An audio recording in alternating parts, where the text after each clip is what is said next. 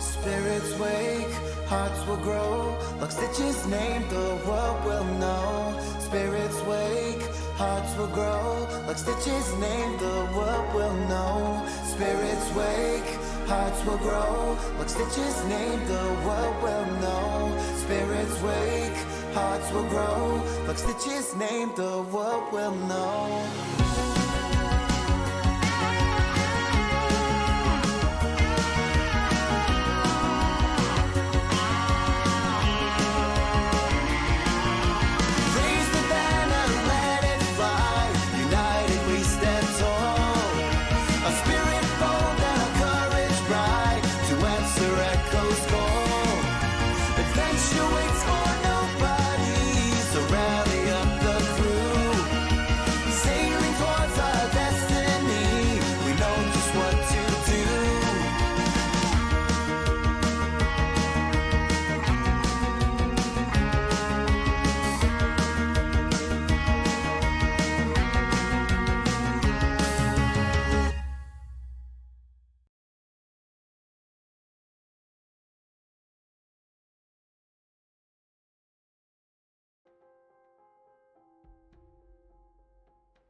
Hello everybody, welcome to the Season 5 Speakeasy for the Fated. This is where we're going to take care of the red string of fate. No, not take care of, we get to do it. We will call you in. If you are in the chat, you can just say which spot that you want to be in. And then you guys can all see that if you're... Anyway, we'll get to that in a second. We're going to take care of the red string of fate. Then we're going to do scenes. For the record, somebody out there has Test Your Might, and they did not play it. So that scene is going to have to wait till the next Speakeasy, because I don't know who has it, and I don't know who is supposed to be in that scene. For Karam's scene, Akana has not responded yet. We'll try to hold that off and see if she can make it, but who knows.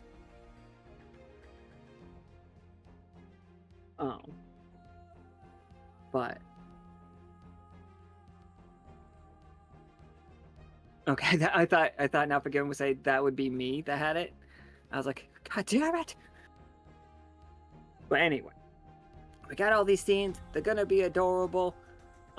If you have a red string of fate card, absolutely. We will show you the scene on screen on the thing, and then you just tell us where you want to be. Yeah, that's basically it, everybody. We're gonna see some cool shit today. Now we're watching to see if this works. Like, this was Nika's day yesterday, by the way. Like, not all of it. We did a lot of work yesterday. It was good, though. All right, everybody, let's get to it. Let's go right where we need to start. Ammon's bedroom. The best place to be. I mean, it's Ammon.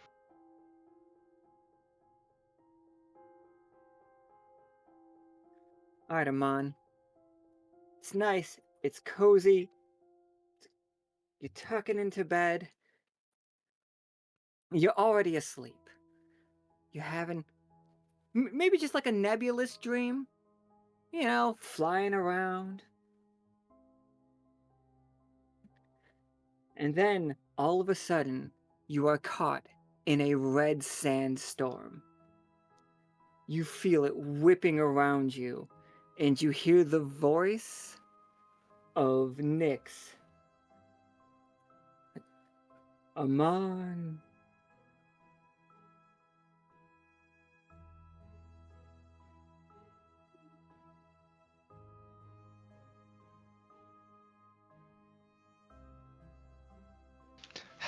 Hello?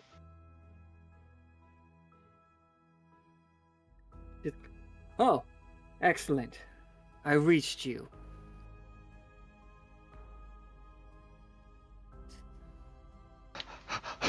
What's happening? We are being a little safer than might be needed and than necessary. I am communicating to you through your dreams. Worry not. You will be okay. You look thin. Uh,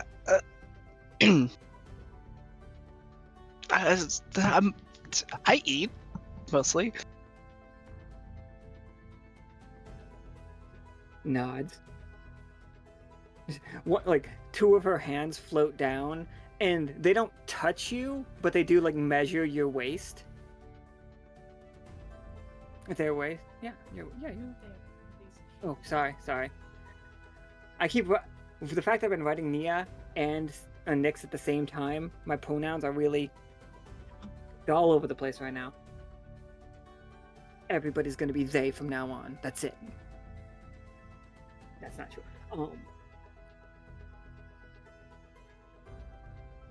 We need you to return home. There is a lot that we must talk about. And more so, the Order needs you to bring your Lockstitch friends. The Order wants Lockstitch? Wants is a strong way to put it, but needs. Zhao Set has authorized a certain sharing of secrets. Well, that definitely concerns me, but I, of course, will see to it. You can have absolute faith in me. And I do. We've heard much of your adventures. Traveled to the moon, did you? Yeah, that was an interesting one. When I joined them, I was not expecting to go to space. That was a lot, but it was an interesting time. And why did the Echo see all of you in their dreams?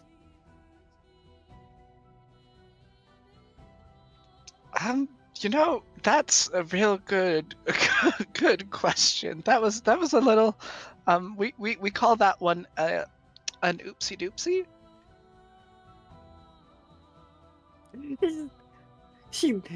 They definitely laugh about it. It's just like oopsie doopsie.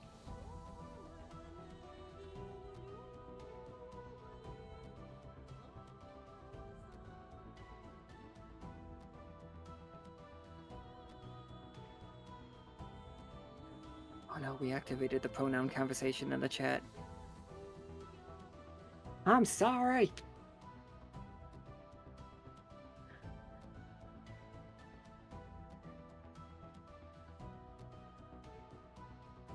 Nyx says to you, when do you believe you could make it to the Sanguine Sands? All I have to do, let me in the morning. Let me talk to Administrator Whitclaw, and I'll try to set something up. I mean, if it's this sounds important. You've contacted me here. The Order needs that concerns me. I will try to do this as soon as possible. I will keep you updated as I can.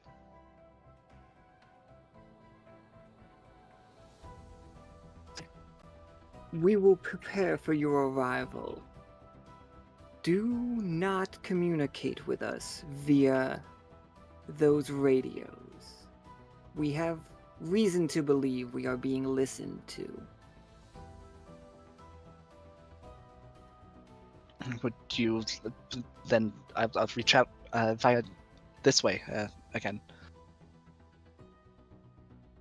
Of course, I will watch your dreams in case you attempt to contact. Little invasive. Mind your thoughts, my dear apprentice. I would hate to see something untoward. I'm sure you don't. Just don't worry about anything like that.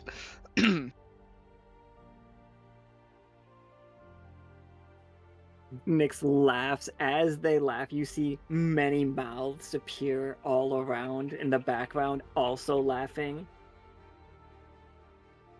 as they fall. It looks like clumps of sand as they all fall apart into the ground and just disappear.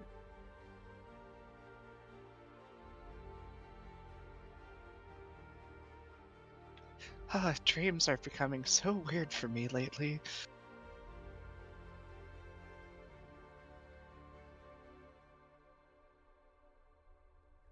And then you wake up, you grab your brush and put on a little makeup, etc.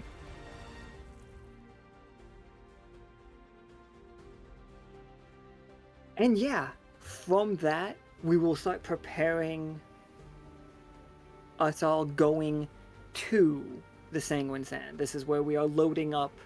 I believe you and the crew that are in Neferka already are like already leave for it quite soon. Whereas Osiria, Talus, and Peanut are the three left behind to put supplies together. Mind you, I need everybody in the crew to know the three people that you have left in charge of all of your supplies getting to Neferka are Peanut, Talus, and Osiria, and they are on a race right now. Just to make sure we all know how that RP is going. You know, it seems legit. I think everything will be fine. What could possibly go wrong?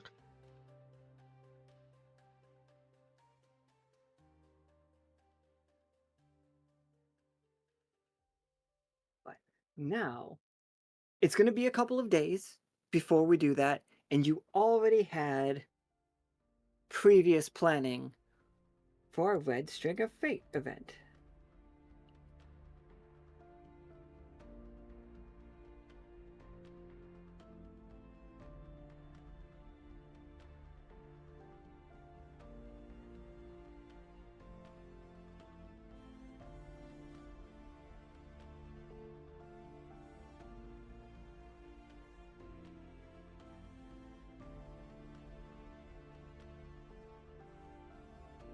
Okay, so the way that this is going to work is we are going to have two people pick when two people line up on the string. All right, so everybody with a Red String of Fate, you're in this chat. You guys can all see this, correct? Everybody's seeing it. Everybody can see the strings that connect one to the other.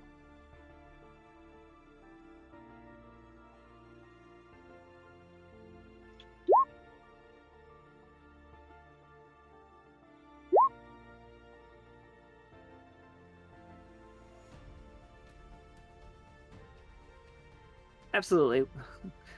Miss me with those strings, says Vala. Absolutely. So, who would like to go first? There are 5 spots on the left, 5 spots on the right. If you're on the left, you match up with somebody on the right.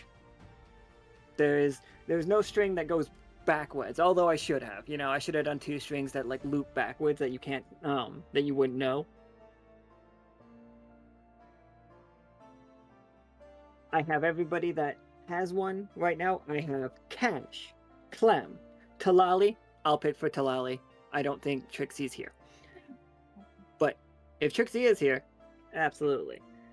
Ammon, Leo, Nickel, Karam, Pollux, and Castor, which I hate having, I know that they are 2 separate characters, but we all understand. I'm sure Vala understands. Tarkus and Talus.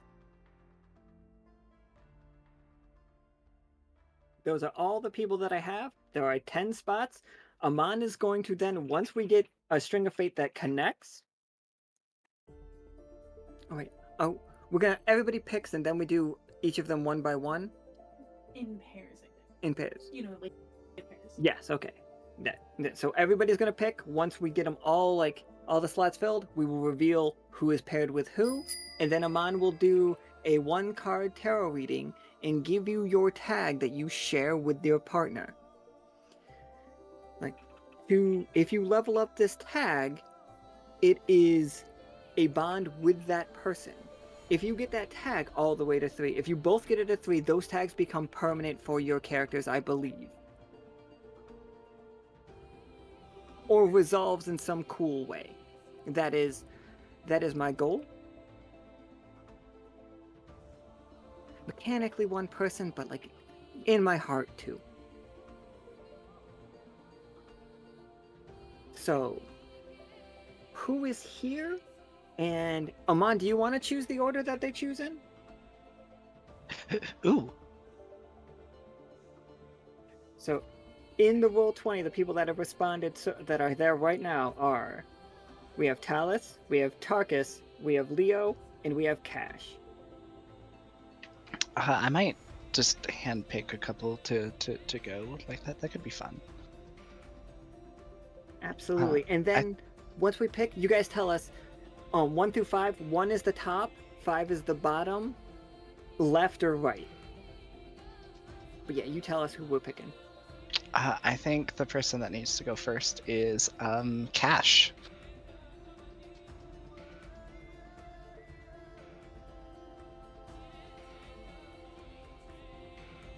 All right, Cash. 1 through 5, left or right?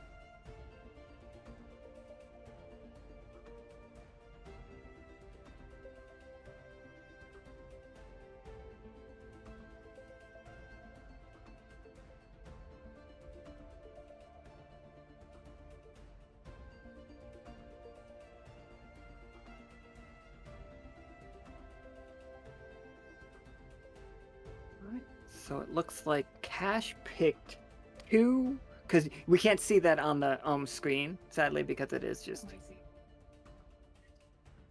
Cash picked second down on the right.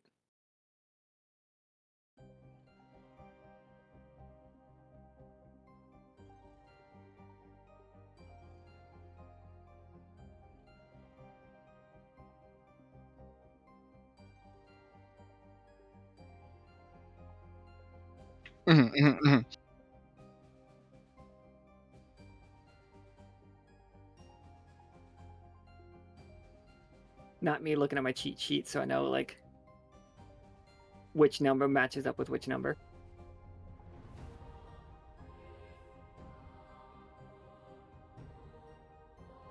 Next up, are we ready for the next one? Yep, absolutely. Mr. Levon. Oh, no, 1 second.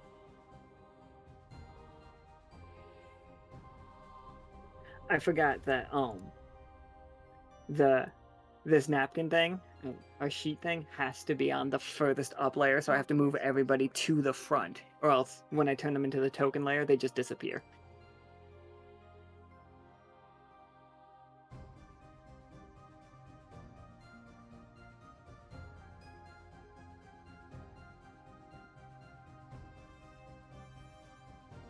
Not Leo panicking.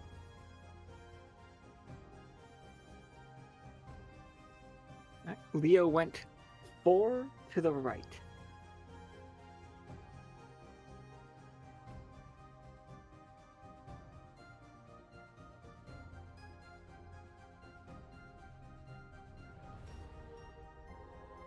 And then can I place Ammon real quick before everything gets messy? Absolutely.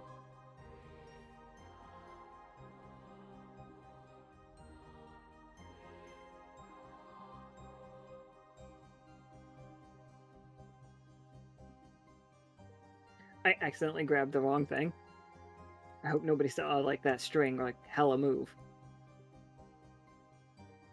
Shifting fates, woo! Like, oh no. Also, I put Amon's new token in this, so I had to make sure that like we had the other scene first. We.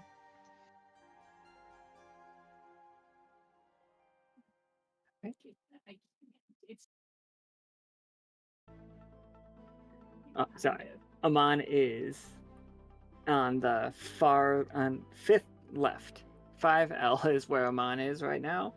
And we also have Clem, he is here, and Karam, he is also here. Soki's here, right? Or Talus? Talus is here. Soki. Talus, Rock, go ahead, and I think you can come up.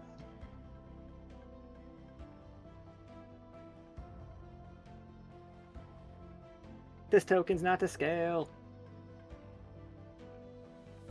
Talus chose one left immediately. Locked in.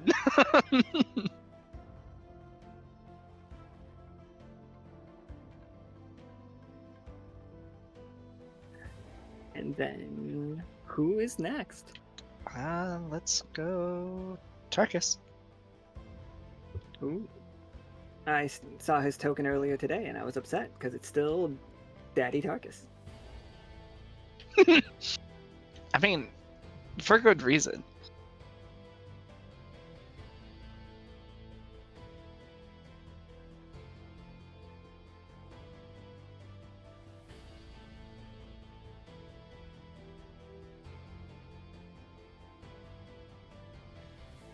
Hilariously, guys, I think we only have one match right now.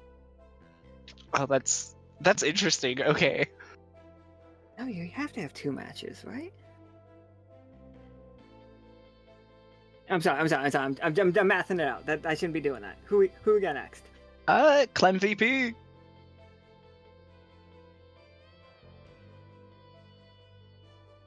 Oh, Tarkus chose left 3. Yeah, sorry.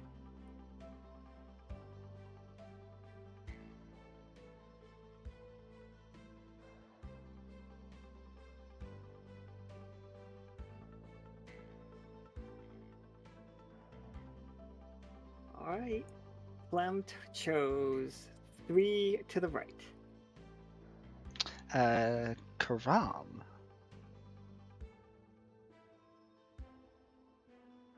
I have no rhyme or reason for who I'm picking. I hope everyone knows. It's just whoever pops into my head next.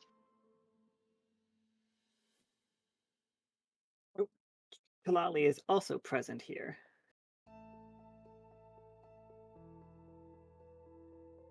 We have Nickel, Talali, and Pollux and Castor left.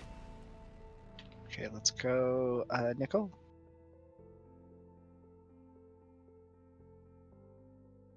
Oh, has Professor Winter said anything? I don't know if he's... Oh, okay. So...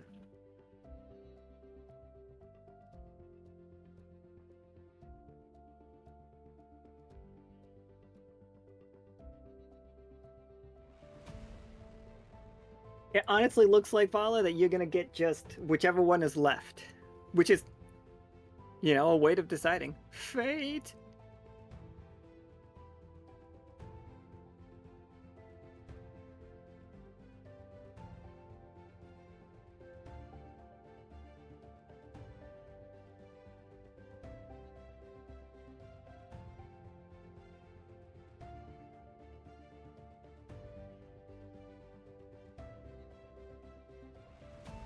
Nickel said he will be in here in just a moment. What we have left is L2, L4, and yeah, exactly what, as I'm saying it, Krom is writing it.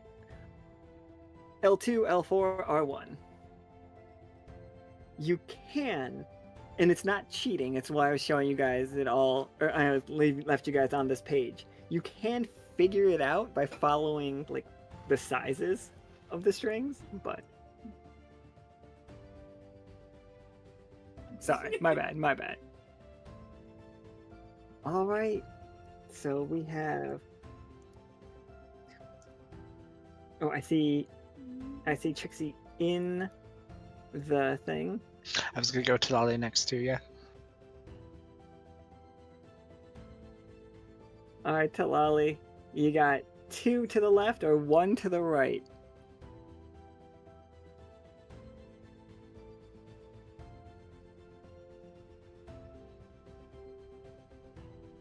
Left or right, Talali?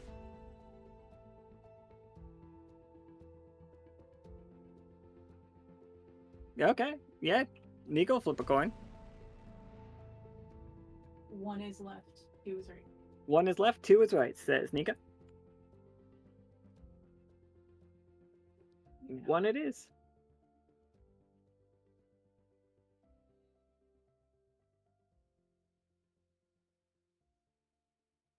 Huzzah! Everything worked out. And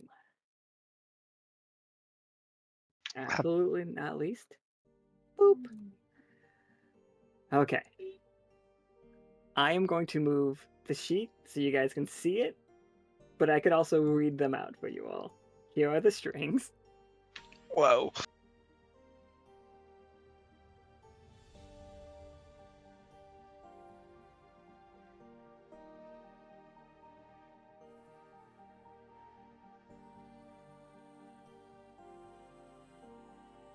Before I did the sheet thing, it was just going to be this.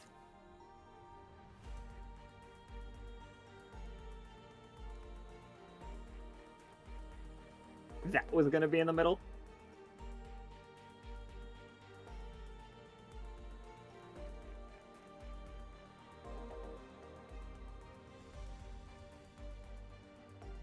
These are Oh, thank you very very much. interesting pairs.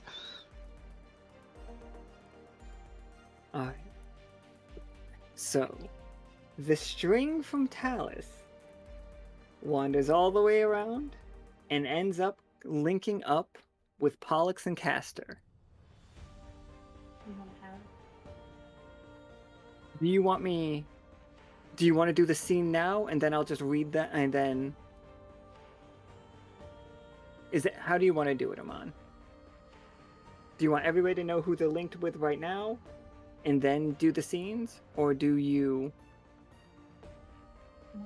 Oh, I feel like it could be kind of fun to surprise everyone by calling them in. Yeah. Okay.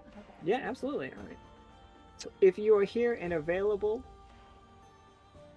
Is that where we're starting? yeah, we're gonna start with Talus and Pollux and Castor. I would say that's such perfect timing because I heard Vala walk through the door. Huzzah! I didn't know where everybody was gonna get, but we could have bought you time.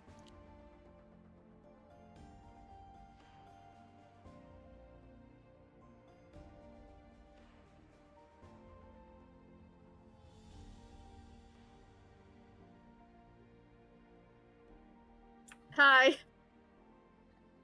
Hello.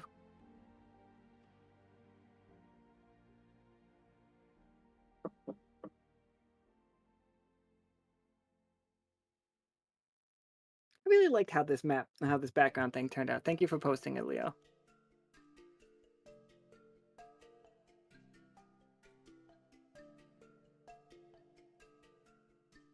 I changed everything else from last Saturday's game, but I didn't change any of this. This is like where I put a lot of my focus.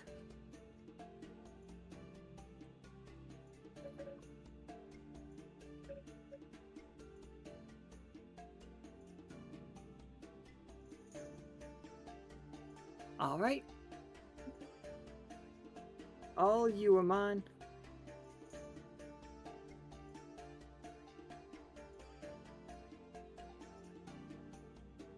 Well, welcome in, you two. For some reason or another, you two appear to be tied together.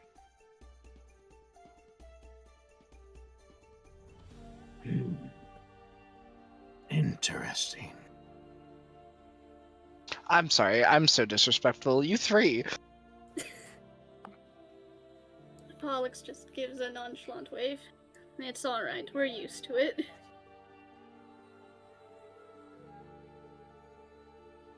I don't typically. No, I want to pull some cards for you.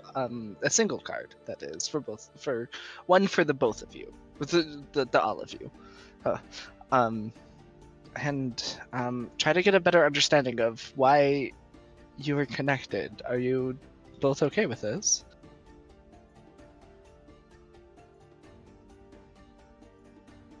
Yeah, that's I fine. see. No reason to deny the request. Now, typically, what I do is I'll shuffle around my cards and then, stop when you would feel the vibe. But there's multiples of you, I think I'm going to feel the vibes on my own, if you're okay with that, and whatever calls, whatever links to both of your energies. I'd say that's perfectly reasonable.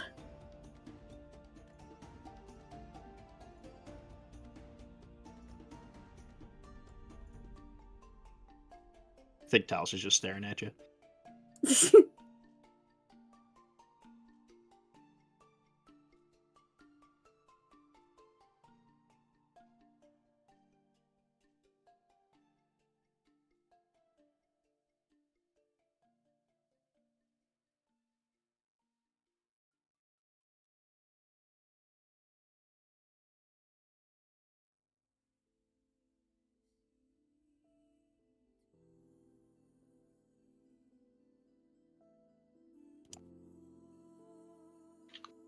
Sorry, fucking up. Hold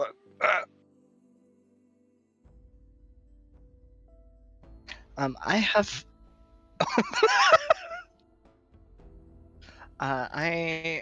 Ammon, what he'll do is he'll like shuffle his deck around, and you'll see like the teal glow of his eyes activate, as it almost looks like he's like pulling the energies from the both of you, and he you see him kind of like shuffle through his deck in a weird way, the tip of his claw kind of filtering through his deck before it like magnetizes onto a card, and he pulls it out with a flourish, and he shows you the star.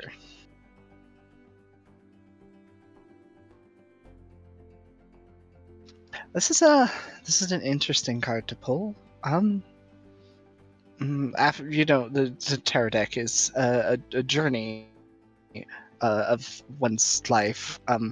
The star follows the tower after its collapse, and it suggests rebirth, rejuvenation, and overall hope.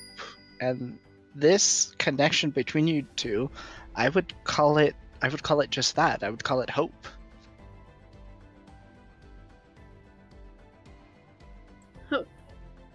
Hope.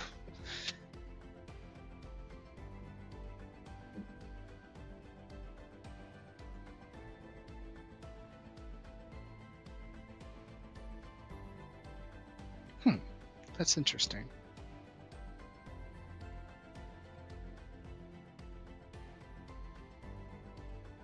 I predict there's going to be a need for hope between the both of you. Something you're going to have to figure out together. I'm afraid I can't be more clear. This is something that you both are going to have much to think about and discuss with each other. I wish I could, tell you why it was you two chosen to be fated together. This string that has pulled you together.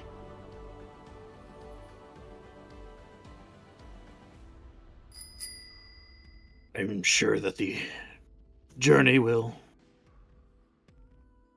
open doors for us both, and we will determine this fate together. Indeed. I suppose I look forward to seeing what this hope has to offer.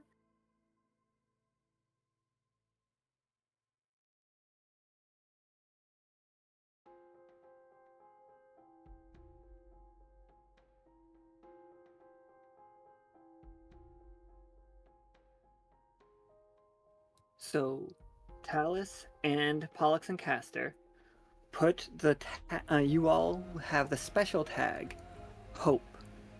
Now, you can use that, but only when you're together. Or only when you can justify, I have hope because of something Pollux and Castor has said, or something they have told me. That is the restriction to this tag. It has to be you two together to use it correctly. It doesn't take experience at the end of the game. It's not one of those ones, but if you do roll a 20 with it, it builds. You do get to level up. But if you roll a 1, like if you roll 3 1s trying to use hope, you will become hopeless. and you will have a new flaw instead of a new tag. Interesting. I see. Also, could I just say I love the irony that the starry cats get the star? I know, it was interesting when I felt that. I was like, oh. So let me grab you guys a string and just remove it so it's no longer in the way. Oh, sorry, did you have anything else for the scene? You three? Not that I can think of. Not I, says the fly. Nope. So, wait, just real quick clarification. What has the potential to turn this hope into a hopeless flaw? Rolling ones when you are trying. Okay. Yep, that makes sense, yeah. But I do believe they will allow. And also, if you are comfortable with it, due to these red strings, we will try to put Pollux and Castor and Talus in more games together. Like, this is. We want to see you all together. Like, whoever you get strung together with here, there will be more games with them this season. Nice. Y'all are buddies now. Yay! We're buddies. Yeah, best friends. Nika's like, for good or for ill. Hopefully good. She did not say for good or for ill. That was me. That was just me misspeaking. Yeah, I can't believe that you guys are going to become eels. That's that's That's how interesting. eels are made. Oh my god, Finally. we figured It's it a giant out. statue and like a conjoined twin cats. Like, when they become best, when a sentient statue and conjoined twin starry cats meet each other and fall and friend. When they friend each other very much. Eels. Eels. That's fuck you, Flynn. God damn it. That's a more is what they say. God That's a word.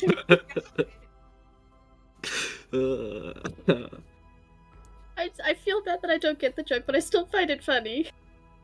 They were making Italian jokes earlier, I guess, in the other chat, because God is Italian is like what they wanted to do. And amore eel, amore is a type of eel, and that's amore is like when the moon hits your eye like a big pizza pie. How's he explaining the joke for everybody working out? Does it make it funnier, or am I somehow ruining it for you? I think it's funnier. That used to be my whole bit. I used to have 2 bits growing up.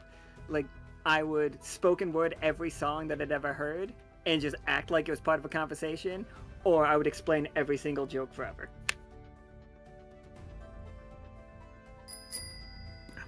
Gotta make sure they understand, right? Gotta make sure we'll understand. Alright.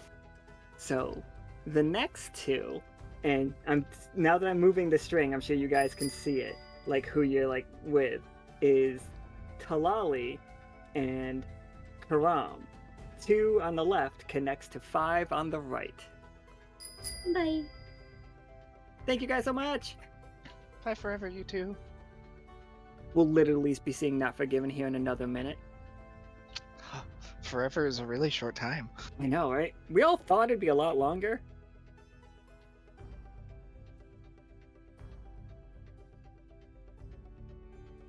Can you hear me? I can hear you just fine, yes.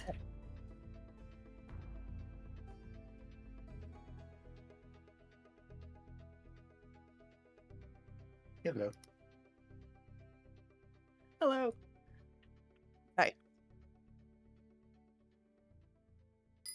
I thought I saw somebody say that Karam was linked up with somebody else, but yeah, this string is one of the trickier ones. Everything's red on red. I'm struggling. It was deliberate. All right, you 2. Oh well, you 3. Go for it. Good evening, Karam and Talali. I call you in because, for one reason or another, you two appear to be tied together, which is interesting. Karam, I apologize. I know that you don't typically enjoy my readings, but I feel the need to pull a card here.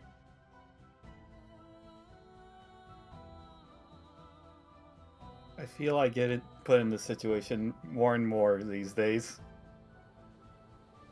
I don't feel tied to anything. It's just the invisible threads that pulled us all together in one weird way or another. The fates work mysteriously, and unfortunately, Karam, you seem to be getting into situations like these more and more. Hopefully one day you'll enjoy my readings.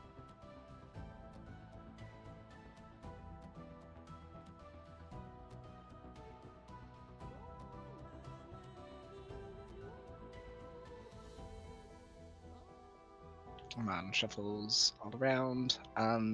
Again, like his claw going through until it like seemingly magnetized to a card.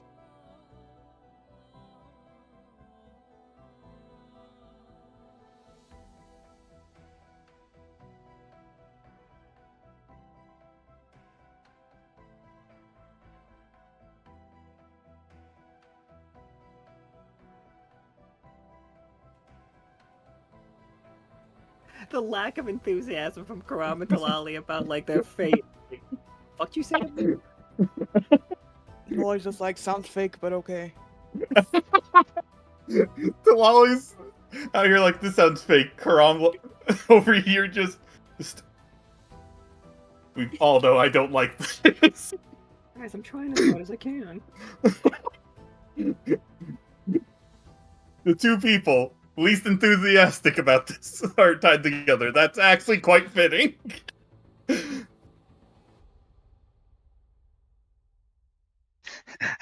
I'm not fake, because you're just fake. You want to talk about fake? Look, fucking shy. You want to talk about fake? Don't get me started on that. This is an interesting card too. Especially for the both of you and your everlasting enthusiasm. Great. The Page of Pentacles. The Page of Pentacles is an interesting one because Pentacles gives us a very earthy and material sense. And pages are typically the spark of something new. Because of this, it's desire. Desire is the word that just comes to my mind. The card itself, it talks about giving, on the brink of giving new life to a new adventure, opportunity to bring luck into your material world. There's this enthusiasm and energy, and Ammon will look to the two and shrug, and then continue on to make these things, to desire these things into come into life. And I think if I were to give a tag to this card, it would be desire. I don't know what that means.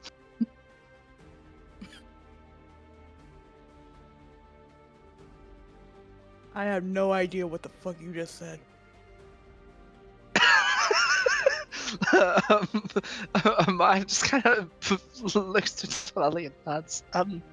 This string that has connected you and Karam is a string of desire, not in anything that is strange. It's desire to bring something into the material world. Desire to bring luck, to bring this new venture, this opportunity.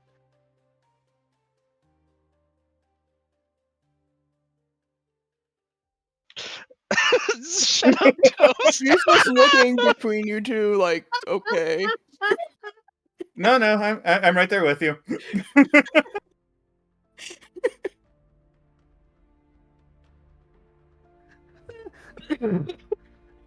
Too funny. Oh god.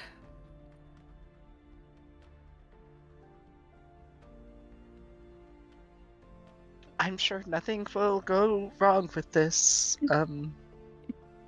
Between you two. Yeah. I am terrified of whatever these two desire to do.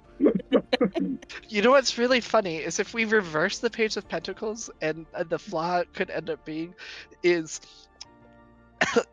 laziness and impracticality. To Talali, I have a shovel.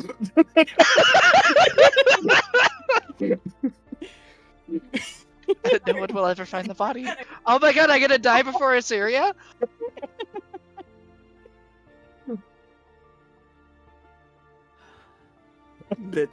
Alright, so Talali and Karam, you two both have the special tag desire.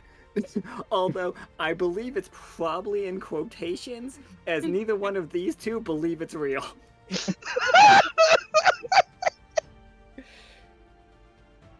The desire to bury this fennec.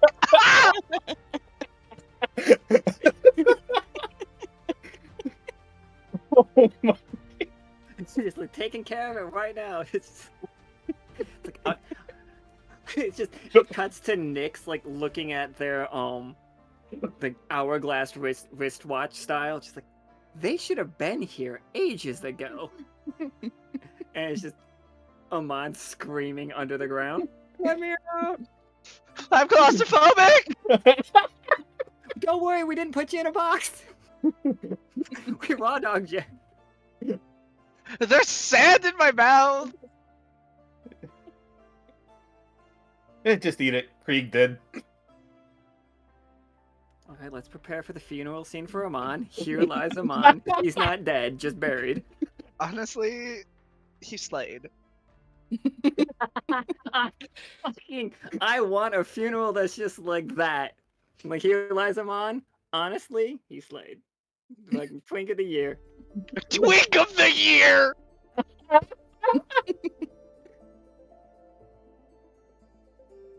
It's like, give him an award, best dressed corpse. Well, anyway, I desire to go hang with Frog, so I'll see you guys Frog later. eats the card. Have fun. Good luck, you two, and remember, my fortune's almost never. Oh, this is gonna be. I don't know what's gonna happen to those two. Oh god. Fucking sands preserve them. I have concerns. Thank you two so much. Alright, see you guys later. See you later. Thank you so much, Trixie.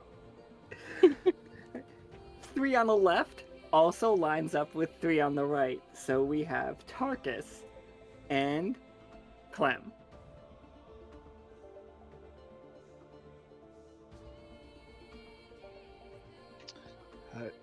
Daddy Tarkus and Clem VP, let's go.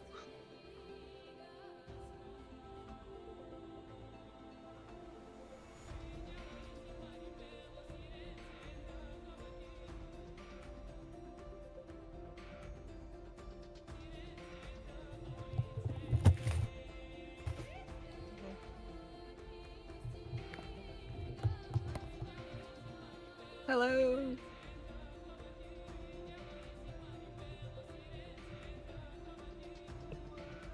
Hello.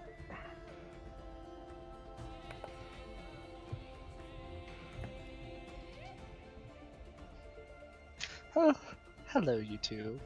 It's so good seeing you both. You're probably wondering why I've called you in here. Yeah. For some reason, there are these weird strings that have attached, themselves to, between members of the crew, and for some reason, both of you appear to be attached. Okay.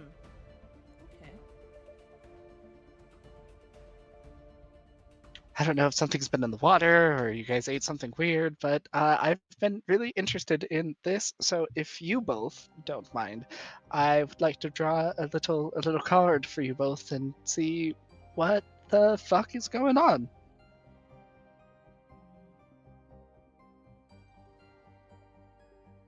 Yeah, I'm okay with that.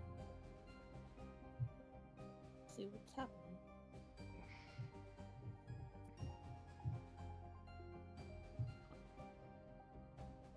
Tarkus, I legally need your verbal consent. Sorry, yeah. Go ahead.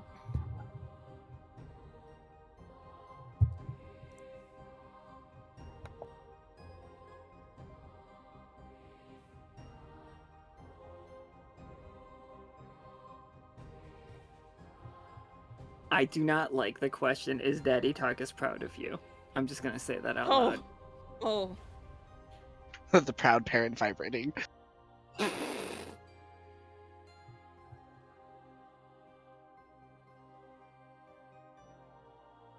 What an interesting card. You see, the problem of being on push to talk doing these, you guys are used to me drawing and like making noises as I look at the cards. You guys don't get to hear my noises.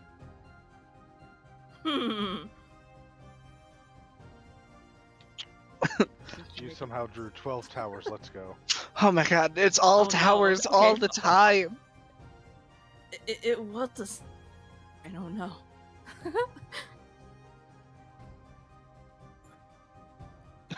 Voice activated coward. I can do it. You can hear me shuffling. I'll fuck it. Yell at me if I need to go back.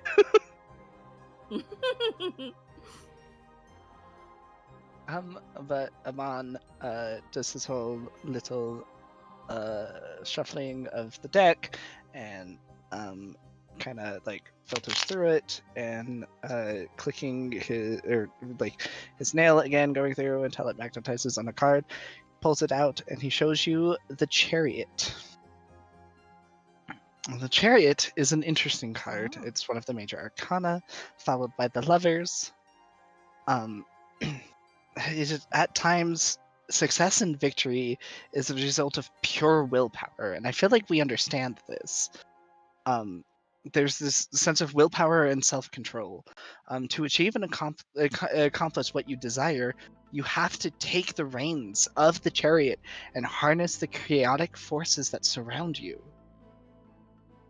In this sense, I feel like control is the vibe here. You for whatever reason, there's this sense of control of this like pure will-powered control.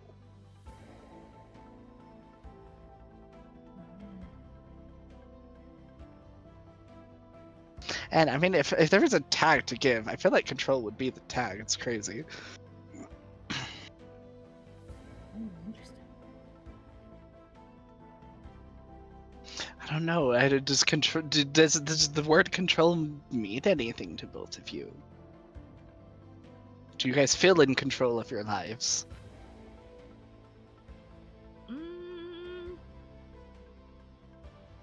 I mean, like Clementine would be thinking about his curse, and he'd be like, "It's debatable right now, honestly."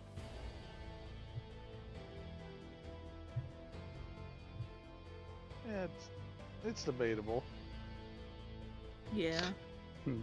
Maybe the reason you two of us are tied, and this is a interesting thought, is what if you both need to find how to regain the reins of your lives and stuff, and have created this bond is being created because of that need. That's an interesting thing to think about. I'll let you both go off and discuss this together, though. You have a lot to think about. Okay.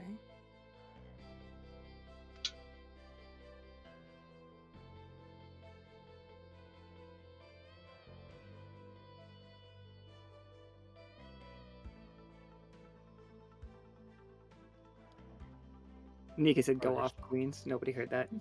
Go off, Queens. Honestly, slay. Yeah. That's what The I've finger been gun. trying to do, but everyone wants to befriend the monsters. I mean, Slay I'm okay with bestie? both. Slay literally, but also other way.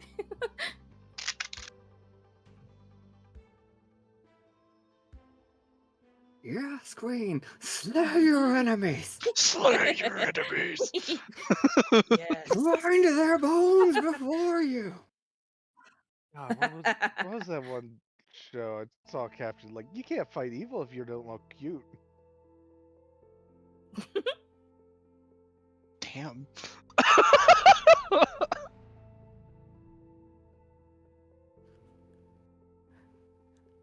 I mean, you two have a game this Sunday together.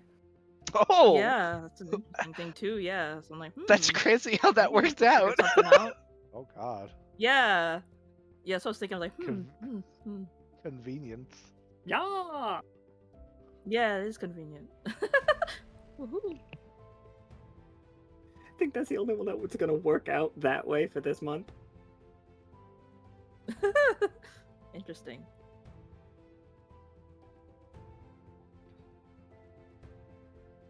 Right. So yeah, you two can use the control tag, and we can be very loose with the term control. You being in control, like you controlling something else, I think. But I think if Ammon is good with that, like Oh no, that's exactly actually what I was going to bring up. Is like, is this, you being in control of yourself? Is this you asserting your willpower onto somebody else? I feel like that's up to you. Like, what are you using it in that situation? But I also feel like if you're asserting your willpower on somebody, on like, say, an innocent person, that falls into like the aggression flaw that associates with the chariot.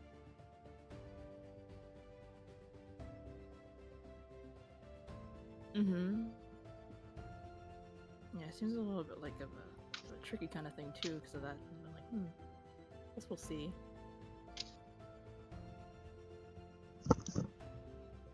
I can definitely see myself comboing it with some of my other tags. for sure, yeah, absolutely. You guys should think of that like combo tags style. Yeah. Combo. Yeah, for sure. Yeah, let's go. Combo.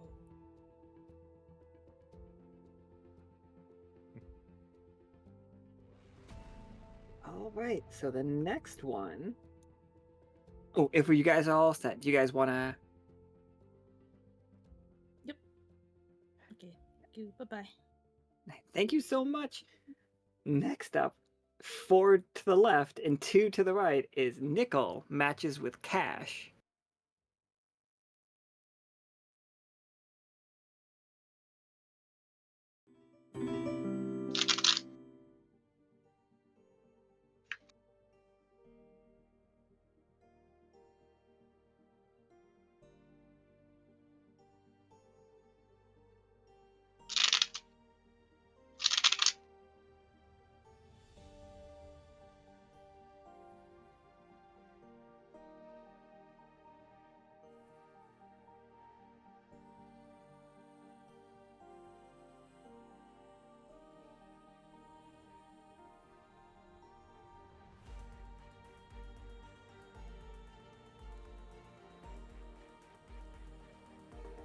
Have Nickel and Cash ever played a game together? I'm trying to like mentally inventory this. Not you played- I love actually how I sure. was muted. We have played together at least once that I can recall. And it was the first time that we ever went to Hymnal. Oh, right, yes, that one.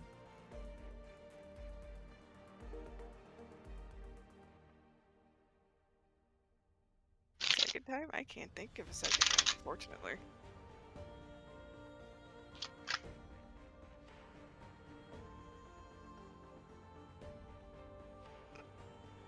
Come to think of it, I don't know if I've played with Nicole. I don't think we have, no.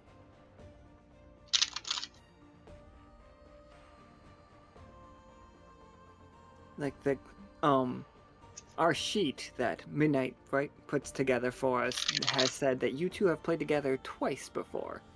Oh. Whether or not Nickel and Cash have played twice before. This is the second time. Ammon and Nickel have played together once. Cash has Oh. never played with Ammon until this Saturday. I'm looking forward to it.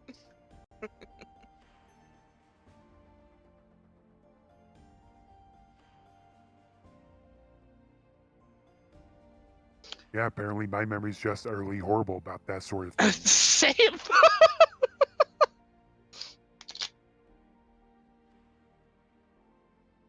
Oh my, yeah, I figured. Oh, yeah, sorry, you guys, go ahead, get to your scene. I'm sorry. Hello, you both. Thank you for coming in here. I've been discovering something interesting. Do you feel this weird tug coming from either of you?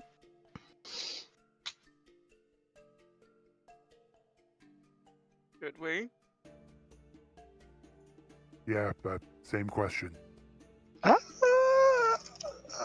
Potentially, I don't know. This is all new to me. There's this like this weird chord that is found its way intertwining members of the crew, and for some reason, both of you seem to be intertwined together. Interesting. Yeah, maybe it was the last time I was in the hospital.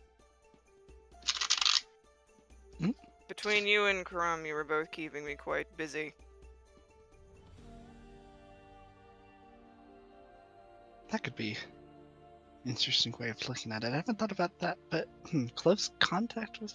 Anyway, I'm getting ahead of myself. I would like to draw a card for you both. Are you okay with that? Just like, try to get a vibe, a sense of this string, whatever lies between you both. I mean, no objection here. As one who seemingly regularly gets tarot readings from you, I don't see why not. I don't believe they've gone bad in the past. What could go wrong? Don't think too much on it.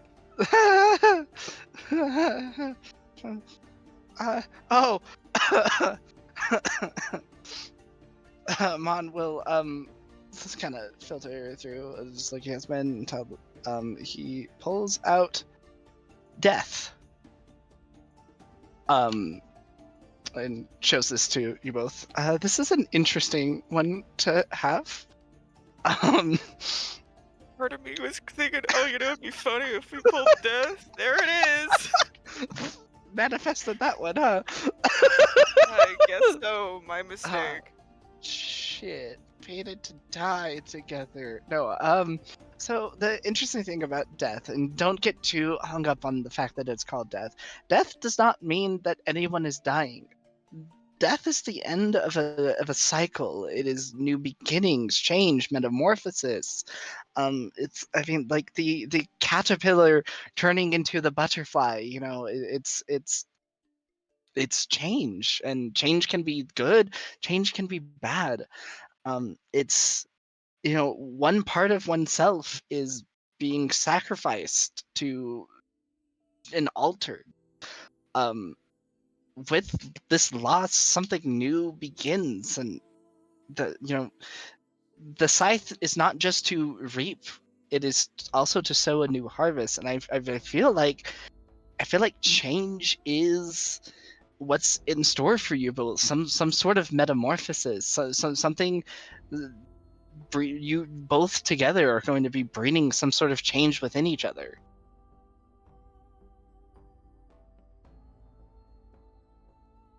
Interesting. I mean, given what I've been through the past few years, I'm not really surprised at that. I feel like unfortunately.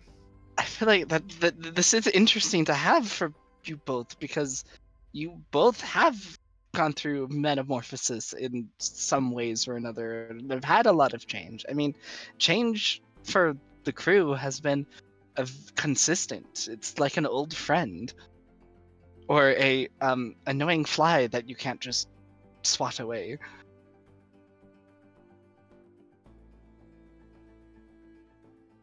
I put a worry though on change, because people fear change, and if you don't embrace the change, you become stagnant. You isolate yourself from this change that could have happened, and you're only delaying the inevitable.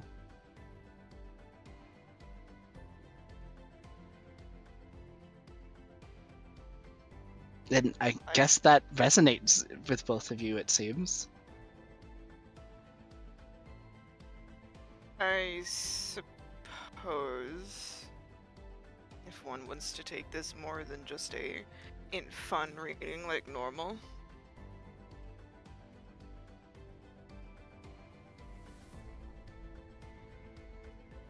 Yeah, I've dealt with a lot of that there. Sometimes a lot more than I'd like, but honestly, yeah, I just gotta keep moving forward.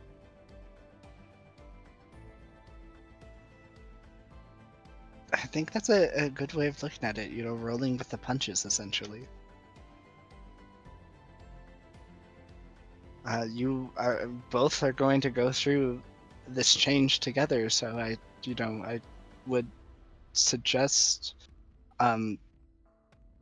I'd suggest, teaming up, and figuring this out between you both.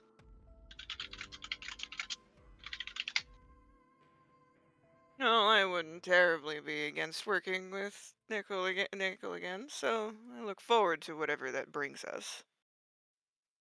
Yeah, this ought to be interesting. That being said, I assume like training sessions are right out. Between either you or midnight, I'm sure I can figure out some time. Midnight's been hounding me about doing those trainings.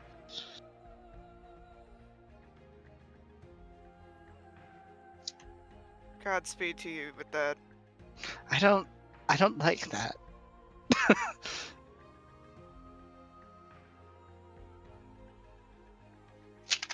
Listen, I promise the hounding was not on purpose there. It was just a happy little accident. No, we've learned dogs make dog jokes to each other. I'm not a dog! Ammon is Like, this we're weird just dog. proving the point. Nicholas makes dog jokes at midnight. You make dog jokes at midnight. I don't know what am I supposed to believe? You see, I pulled the fox card. I have the fox. I haven't seen proof otherwise to not being dog. You're really yeah, working come on, against stop. yourself. Yeah, Always come on, have- stop putting the fox card in defense mode. You've activated my trap card, fox.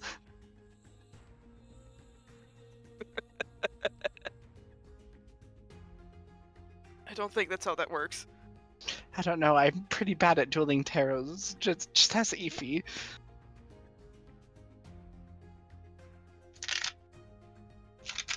Their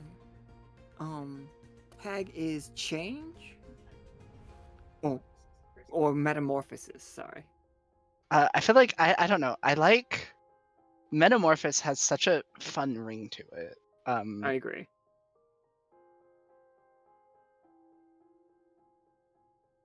And then it's that like risk of like stagnation. I feel like being the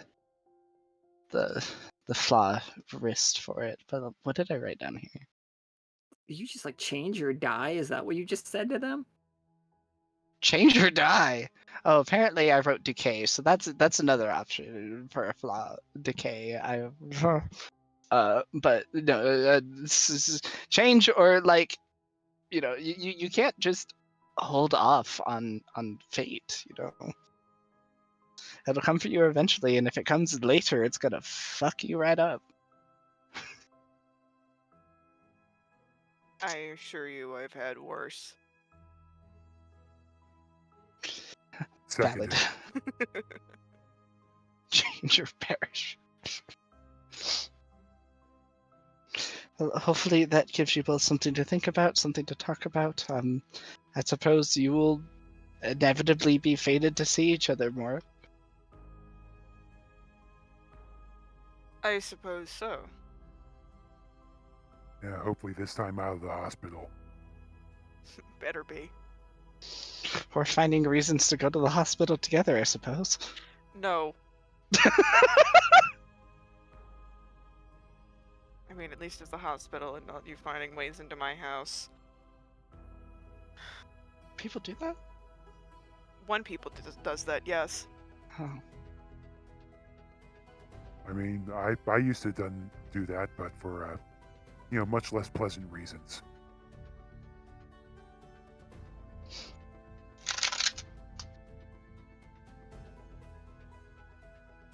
Alright. So, if that is good for you two, we will call up the least, surprising one at this point because all of the others have been picked. It is Ammon is teamed up with Leo. Oh wow, I would have never guessed. Look, I could have been anyone. Thank you two so much. You absolutely loving all of these. Fucking doing so good. Also, am I making you proud, God? Hey. Hey. Hey. Harbinger just off screen giving finger guns. Just now I just want to add in wing wing emotes where the Harbinger just raises a wing and does little finger guns. Also, has nothing to do with anything.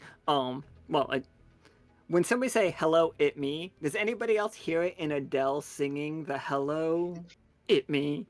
Hello, and it me. That's all I ever hear. That's all I'm thinking when somebody says it me. So thank you Now I will. so much.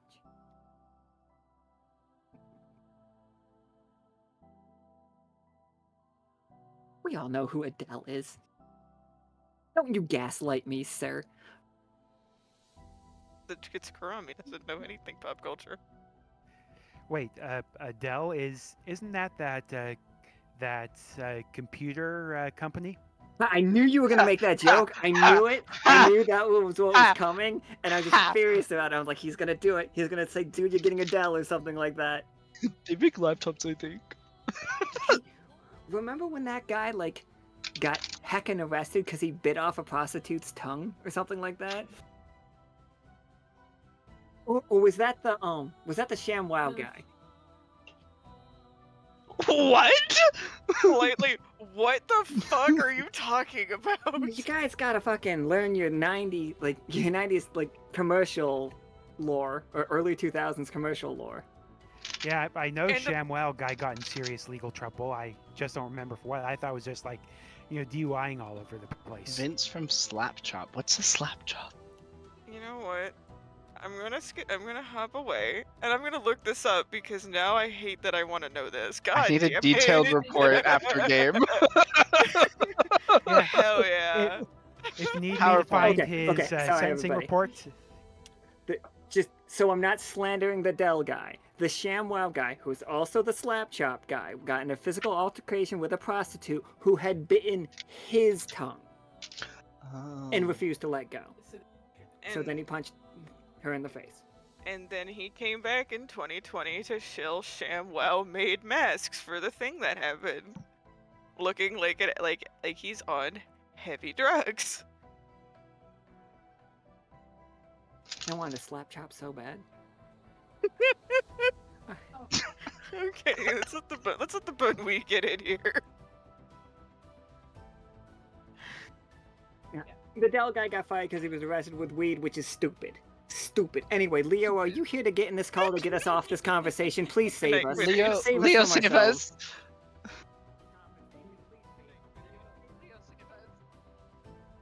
Hello?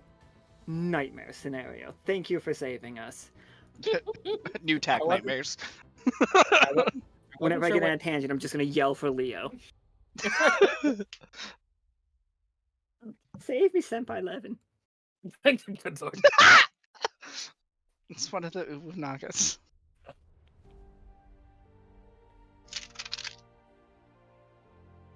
Lubu? Ay, ay, ay.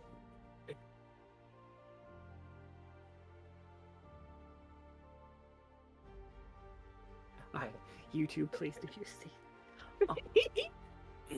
Oh. Of course. Actually, right before you do your scene, the thing I want to do next, because I'm sure it's getting late for Chris, is right after this, I want to do Soki and Simmons scene, if you guys are ready for it. It's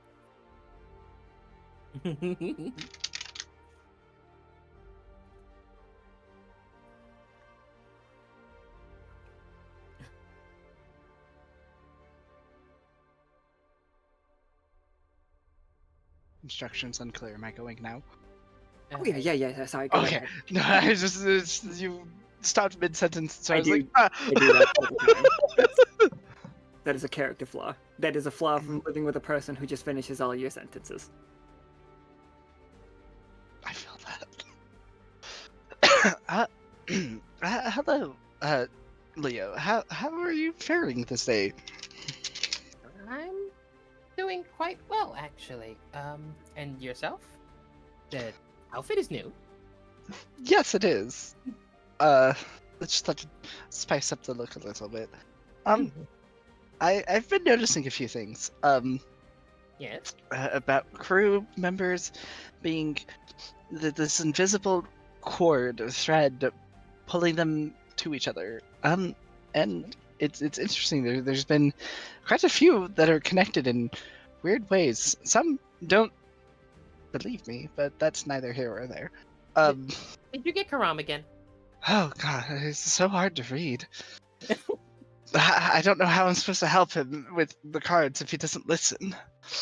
But regardless, you are connected to me in an interesting way.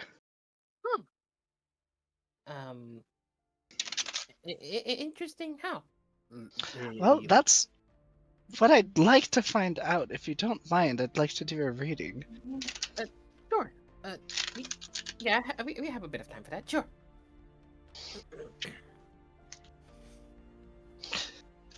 And Mom shuffles and shuffles and shuffles until Tofu feels like the vibes are right. And then I see Ammon, like he has been doing, kind of clawing through his cards until his claw very magnets to a card.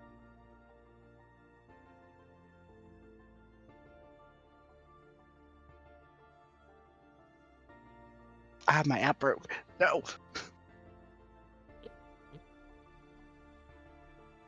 Leo's ear twitches. Why is there another explosion? Of course.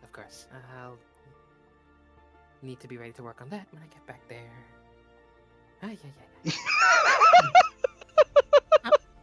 Uh-oh.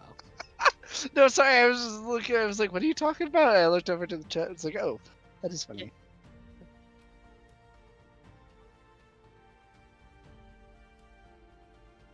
You know what's really interesting about this? Mm-hmm.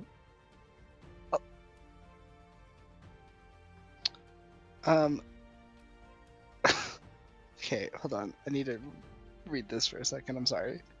I gotta get my thoughts going.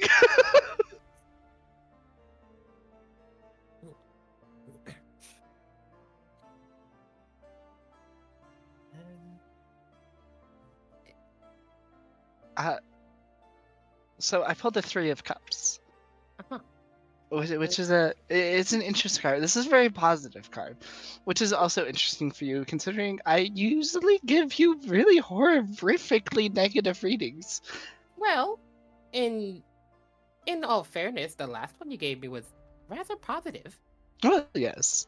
But this one is interesting because it's a community-based card, and it's a warm and lively gathering, being blessed with loving relationships and camaraderie, very social period in our lives, which I feel like is true considering being a part of the crew and how many times we have to go out and negotiate with people and meet people and befriend monsters.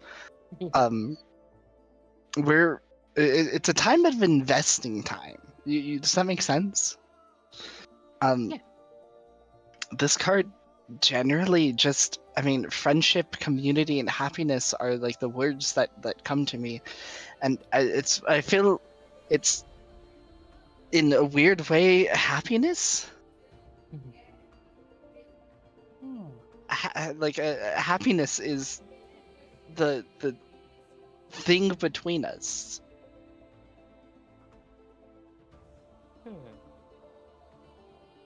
Leo listens to that, and he's considering it. He's considering how the meaning to that, and he does smile at that.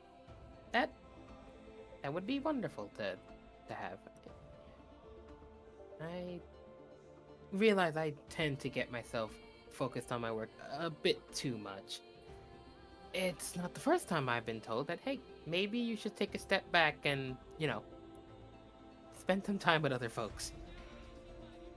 Heaven knows I hear that enough from Midnight and Zoe.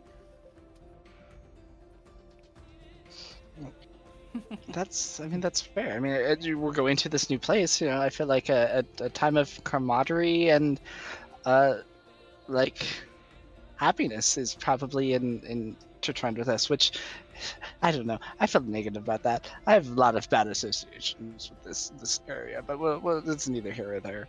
I do have to warn though, the negativity associated with the cards though would find us in solitude, isolation. It's like having too many connections can be difficult, and you end up self-isolating.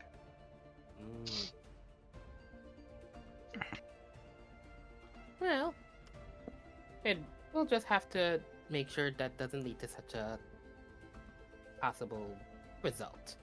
It shouldn't be that difficult between the two of us, yes? I feel like both of us could manage this in a positive way, barring anything horrible happening. Oh, quote-unquote horrible things happening is admittedly par for the course among the crew. We just find ways to get over it. Over the hurdles, so to speak. Wouldn't be the first time, and it won't be the last. I assure you.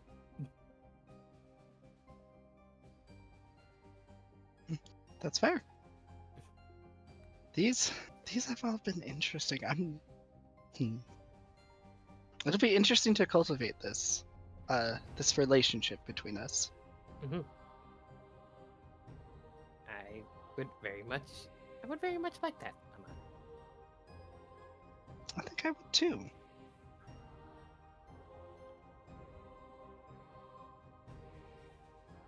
What is the tag between you two then? Happiness. Oh.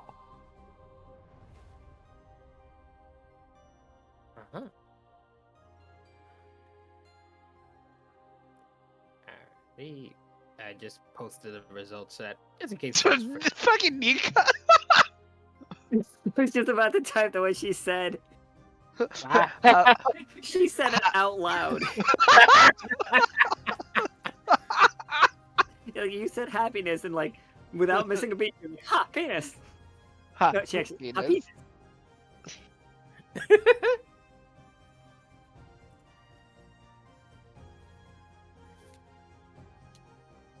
Still relationship, we won, y'all. Good lord. Listen, I like looking at it. The next card was Two of Cups, so it's interesting that I could have had Two of Cups instead of 3, which Two of Cups is the unity partnership to become one. So there was almost that like just immediate, just like boom, you guys are dated. That's what we're gonna do here. Okay, but if Leo got 2 of Cups in 2 different readings in a row, that'd be some wild shit. Which is funny because that was the last card I pulled for you in our readings. Literally, the last card he got in the last reading was 2 of Cups.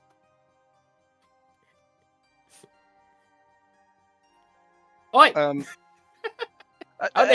Look at how Leo's dressed and look at how Ammon's dressed. I think Ammon's in his slut era. Thank you very much. Right, Leo's not dressed in the Sanguine Sands outfit. Ekumi. Not dressed in it yet. Yeah, he's probably looking at fishing in his respectable booty shorts. We don't slut shame.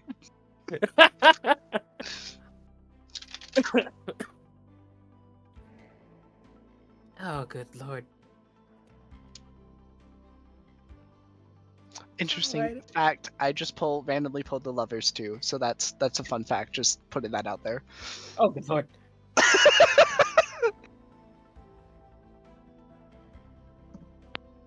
It's... Oi. Oi. All of you, shoot! Get out of here! Peanut gallery, rum rum.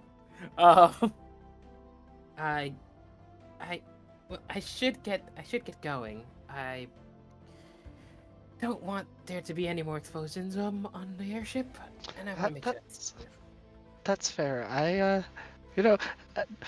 Explosion's bad. You should definitely go fix that. I'll see you around. Yes, yes, we'll touch base soon. Mm-hmm. All y'all. Oh yeah. Look at these goobers. Every last one of them. The feral attitude of this community is buck wild. Beezus. Y'all need Beezus, every last one of you. I'll give the peanut gallery a treat. As Leo's walking away, Ammon will just blow a little kissy as he gets back to his business.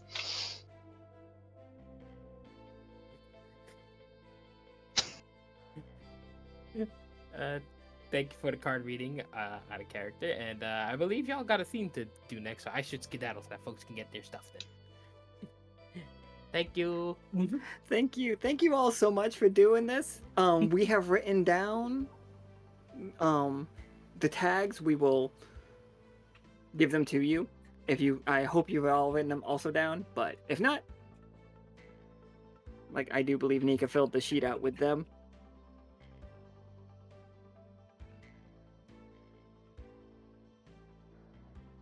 I also have written them all down, and I will be in the Ammon tarot readings little thread in the Ecosahedron roleplay. I will be writing journal posts about them all too. Stay tuned. Thank you so much for doing this, Ammon. I know we just kind of sprung it on you at some point. Literally, like, thank you for letting me do this. Any excuse I can do to tarot read on stream, I will always be down for this. It's genuinely such a fun time for me. I am glad you think so. Concern. So now we are going to move into the RP scenes. We've got the award show. We've got a meeting with Willoughby. We've got Talus and Tarkus working on fixing the broken statue. And we have Krieg and Karam. If Akana shows up, great, but I can't guarantee it.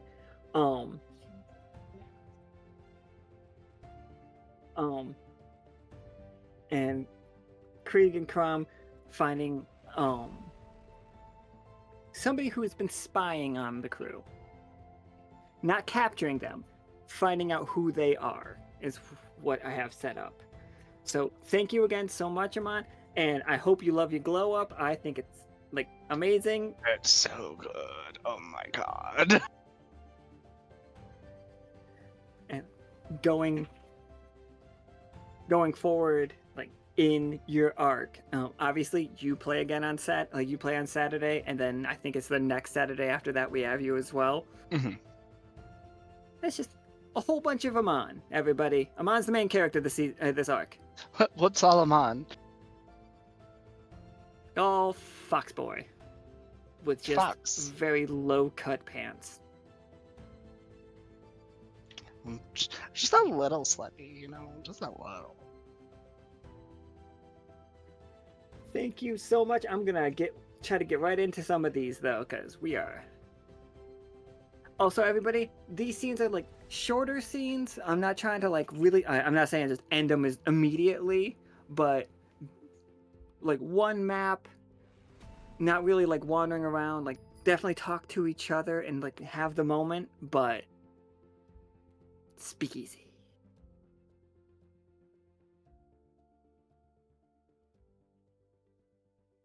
Hey, bye forever. Goodbye forever. Thank you so much again. Of course, thank you. Goodbye. Goodbye. All right, if I could get Soki and Simmons. Never heard of him.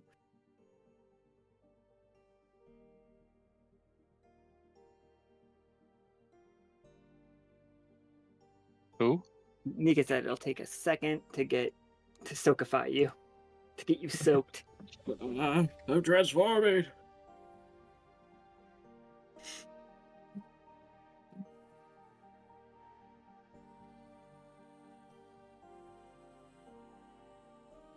Look at the lip.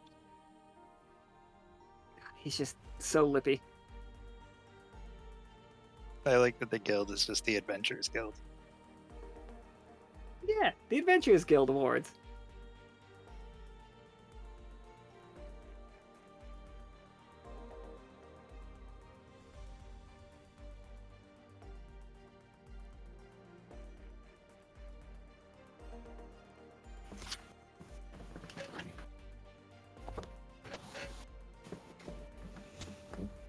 Okay, so we're all set.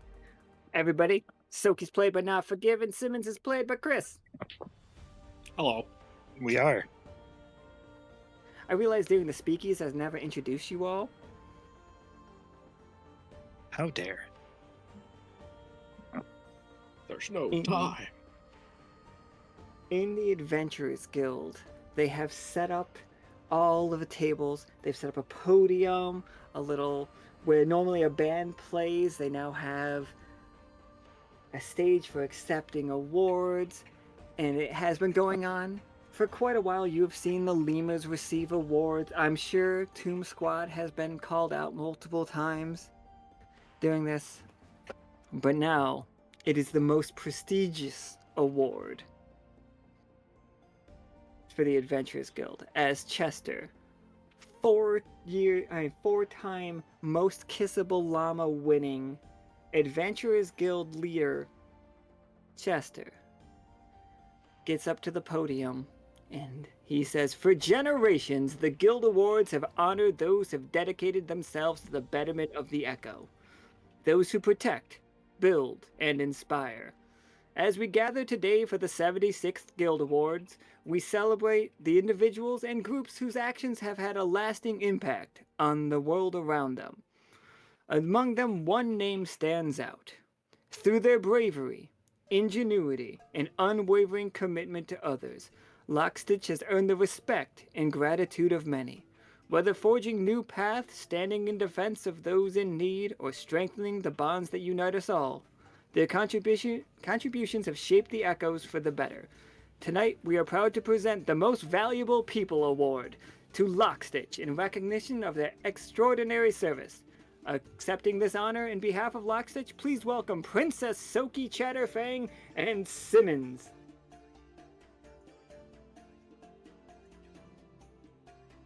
Yeah. If I could grab tokens, I would.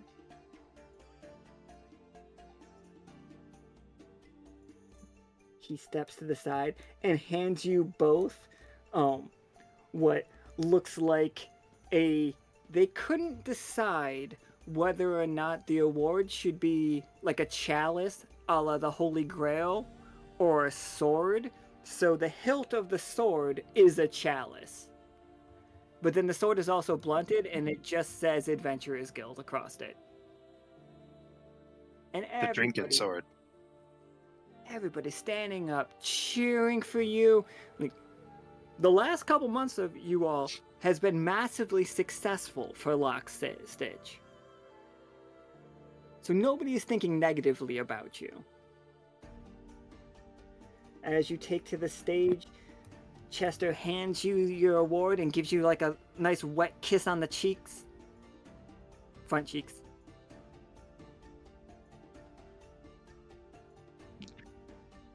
That I didn't. Thanks for the clarification. Yeah. I was unsure, but now I'm not, so that helps. Chester standing to the side, not sure what to do with his hands, looking back and forth like applauding. Simmons, you want to start us off, or? Well, I'm a little unprepared. I assumed that you were going to be winning the next. You were going to be taking the most kissable from Chester here, and I looked to the crowd for laughs. And they all like a good laugh. joke. I made a deal with Chester long ago that I wouldn't compete with him. I think it was in our contract for signing up the first time we came to the Adventurers Guild, actually. I did read that one line. I just really, it's unfortunate.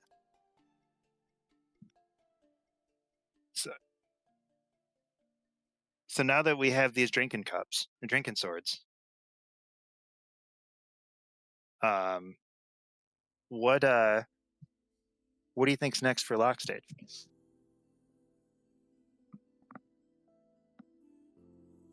Oh, well, I'm not sure, Simmons. Well, we've come a long way in our time here and adventuring. We've restored balance.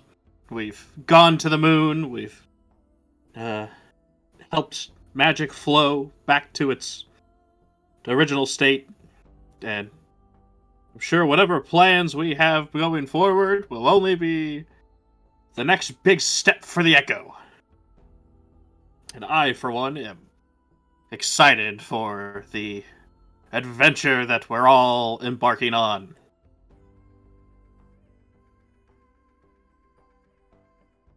Cheers, just like raucous cheers. Like, especially when you say adventure, everybody in the crowd also just cheers adventure. I feel like every time Soki says adventure, he goes silver for a second. Oh, definitely. Definitely, both your eyes and your tattoos, probably. Yeah. And then I think he's just gonna look to Simmons. Simmons is Simmons is one of the newest adventurers of the Lockstitch crew. Perhaps you would like to regale us with one of your favorite tales here since you've joined. Just something that exemplifies why Lockstitch is getting the Most Valuable People award.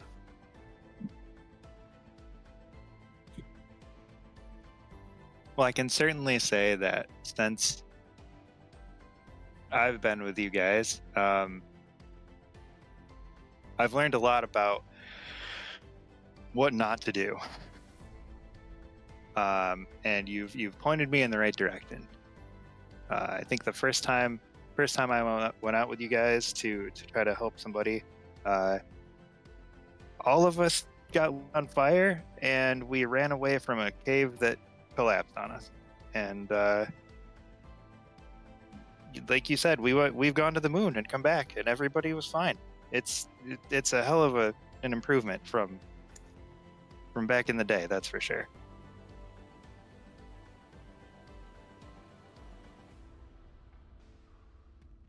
Soki's just nodding along. Just, yep.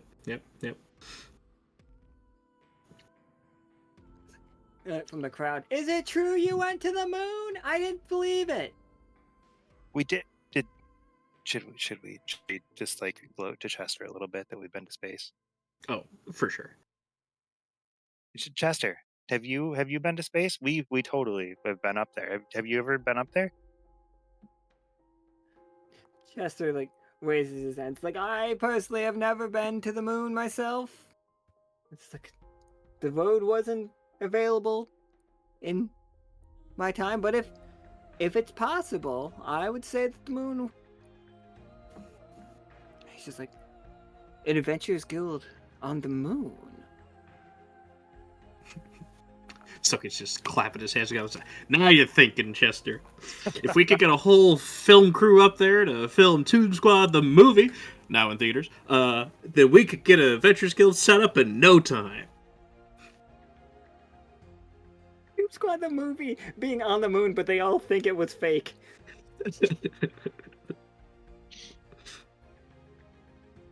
As you say now in theaters, do like posters just unroll behind? Oh, absolutely. Posters unfurling. Merch. Like a merch table shows up.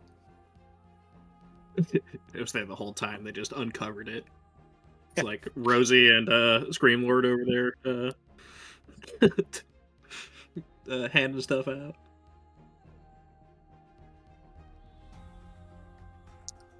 T-shirts are 2 for 10 coins.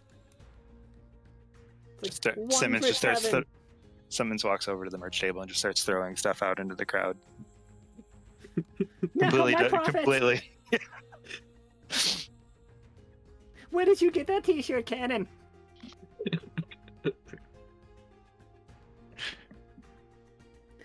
My guard takes the stage. He's just like, no, he doesn't. He's not part of Lockstitch. He's only part of Tomb Squad. Yep. I think as Simmons is off doing that, so he will just retake it and just like I don't know. I think he's got like a silver chalice himself that's suddenly full of drink, and he's raising a toast. On behalf of Lockstitch, we recognize this award of the highest honor, and vow that we will continue to do all that's in our power to keep the Echo safe and continue doing the good work. And I hope that you all the best work. And I hope that you all join us as we take the first steps into our next adventure. He's gonna raise a toast. Absolutely, the whole crowd raises their drinks to adventure, and you see their drinks all like turn silver. Doesn't change the flavor of it, just makes it, well, maybe makes it a little spicy, I don't know. Gives it a little kick.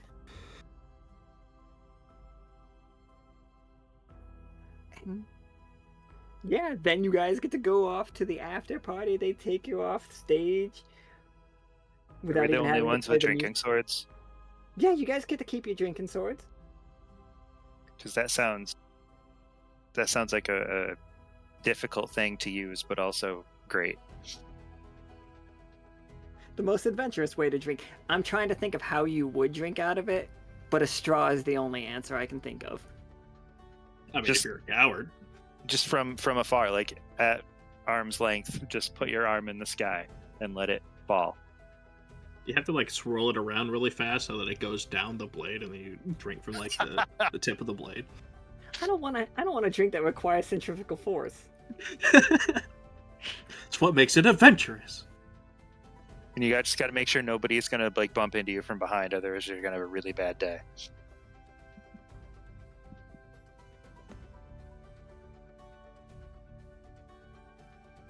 I think Nika went to the restroom, and like if I was gonna set up the next scene, I need her. But sorry. Now, as you go take your seat, Chester stands back up behind the podium and he raises his hand. As you all know, Princess Chatterfang has been doing a lot of work for the Adventurers Guild as of late, setting up little shops all around the Echo. The Sterling Thickets Hunters Guild. That's our adventurer Soki. And it's just like the Sand Dune and the Sand Squad starting up in Alkali and Bone Meal. That's our friend Soki. And soon we are sending him to Prismeridian to meet with the merchant ships, to set up an adventuring team up there as well. Everybody, round of applause for Soki. Everybody cheers. Every adventurer loves Soki. Now, they didn't love you at first. You were changing too many things. It took us a while. Change is adventure.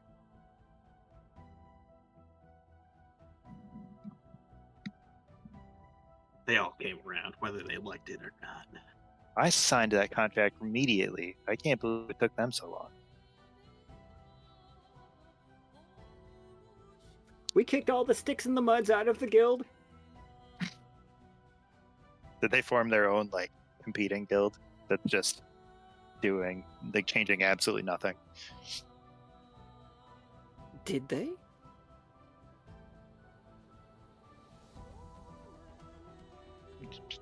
Did they? Is there a rival adventurers guild out there that doesn't like the way?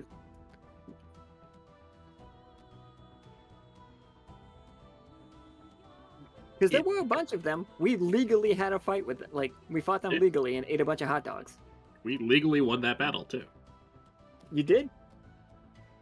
There's just one that's still out there with very rigid rules that like everything is 100% strict and you can't do anything out of line. It's the old. That sounds boring as hell. Incredibly scripted adventures. You got to do it all by the book, literally. Scripted? Oh my god, scripted adventures? That sounds fantastic. I think their guild leader is a conductor. Really likes to railroad his yes. parties. That is good. The conductor. Yeah. All right. I hope somebody else is taking note, because the conductor just became the enemy of the Adventurers Guild. Is he wearing a train hat and have like a baton?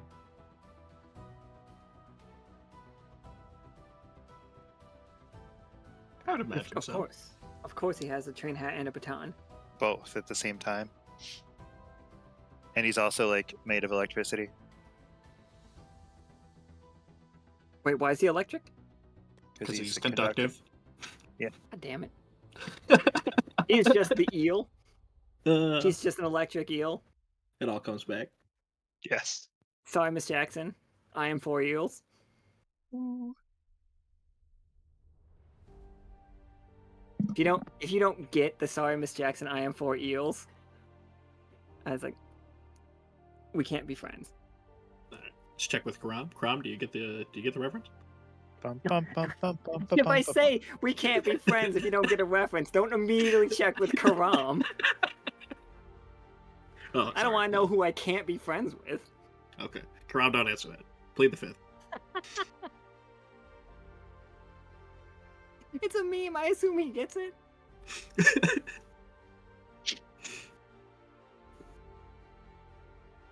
Oh, I love it. All right. Yeah, that was accepting an award for the So Lockstitch did win Most Valuable People.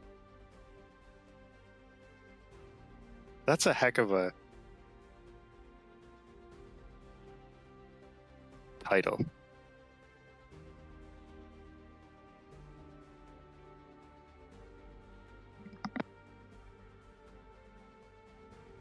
Yeah.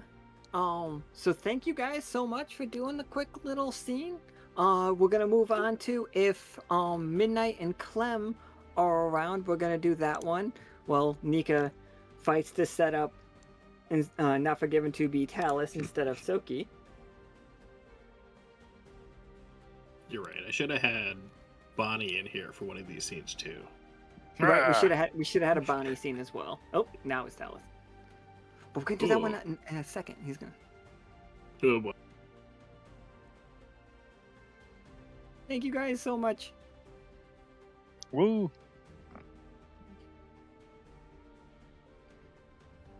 Check it out. Short scenes is actually working this time. Midnight shows up. He's just like, but I've got this book to read. Slams it down. It's like, I have plans.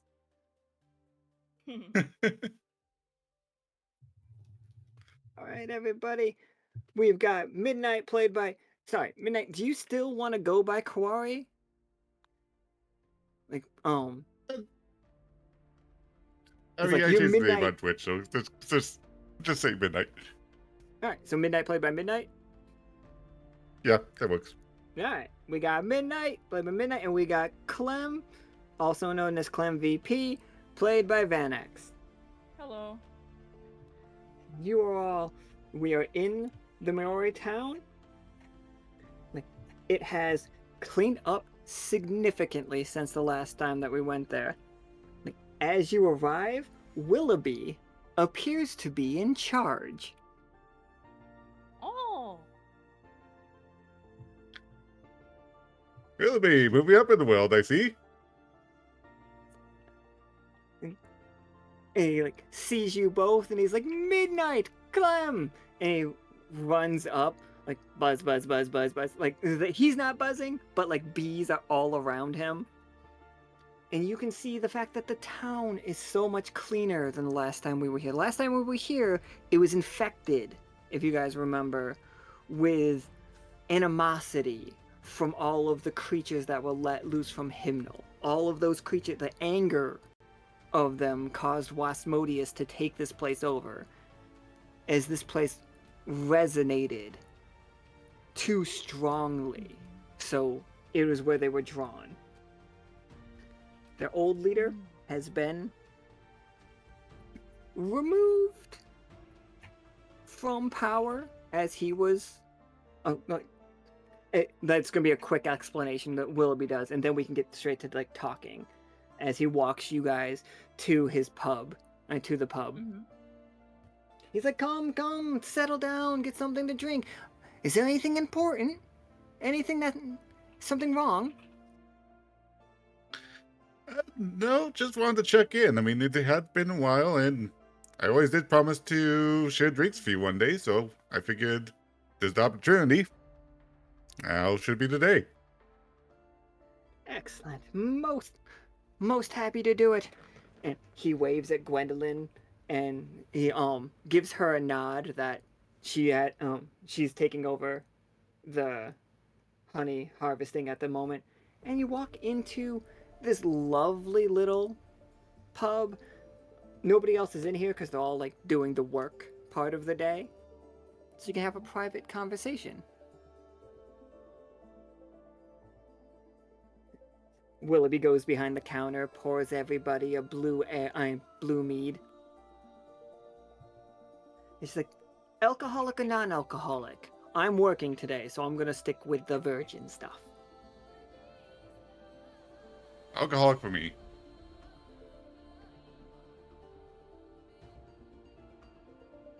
He pours the drink. He's like, and you, Clem? Oh,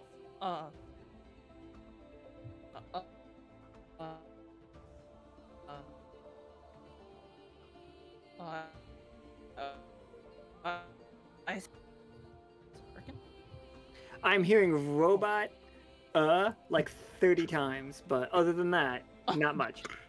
Okay. Oh, is it okay? Wait, is it working now? Because It's working now. Know if it was... Oh, okay, okay. Because I did say it twice. Because I thought you didn't hear me the first time, and I guess you didn't. He said non-alcoholic for today, please. Absolutely. He pours everybody a thick blue mead.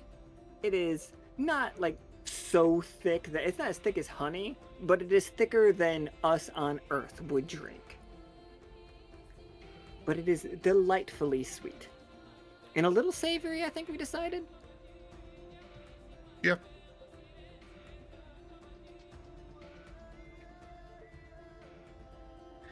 Willoughby sits down on one of the stools.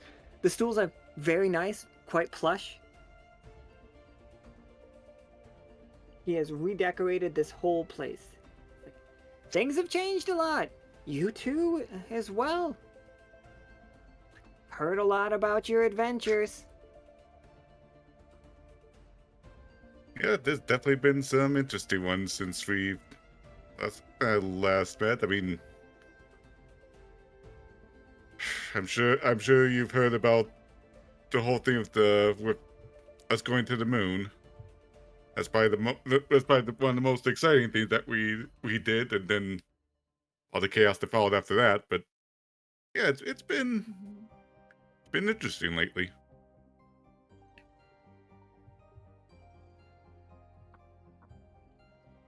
Very glad to hear it. he looks over at Clem and sees the spoon in your pocket. He's like, "You've made a new friend." Yeah, And then you yeah, hear this spoon is. the spoon says hello, and Willoughby says hello back. Aw! He's like, yeah. His hand gestures like, buddy, yeah. Wait, you can hear that? Like I knew Clem wasn't lying, but you can hear the spoon?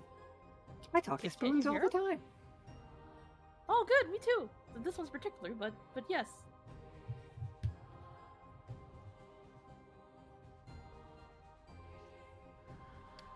So just checking in. He sits down. For the most part, it's like I was hoping, like, we get around a lot at Lockstitch, but you know how it is with us being so known, as it were. There's a lot of things that people like don't really particularly talk to us about. I figure, seeing a friendly face, we can swap some stories and maybe learn some things that maybe you haven't heard from the stories about us, and maybe that we haven't heard from people we've interacted with. I mean, you did some adventuring for a while, but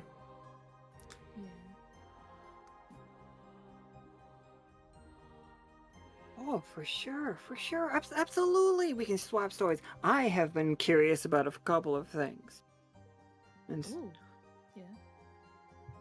Like, first, you were all in my dreams for a little while. Oh, It's like, I had a really bad dream, and a lot of other people had a really bad dream where I saw Clem die, and it was so sad, and then suddenly it wasn't. Like, the dream went away, but I still kind of remember it. And I was very sad. I'm very glad to see that you're safe, though, Clem. Yeah, I'm okay. Mostly. Thumbs up. Big hug from Willoughby. Honestly, though, like, as soon as he hugs him, he just cleans his like, I miss you so much, Willoughby. It's so good to see you. Just hugs him real hard. Ugh.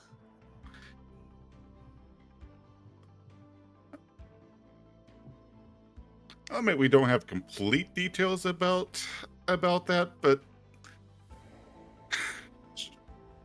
there were some problems that led to,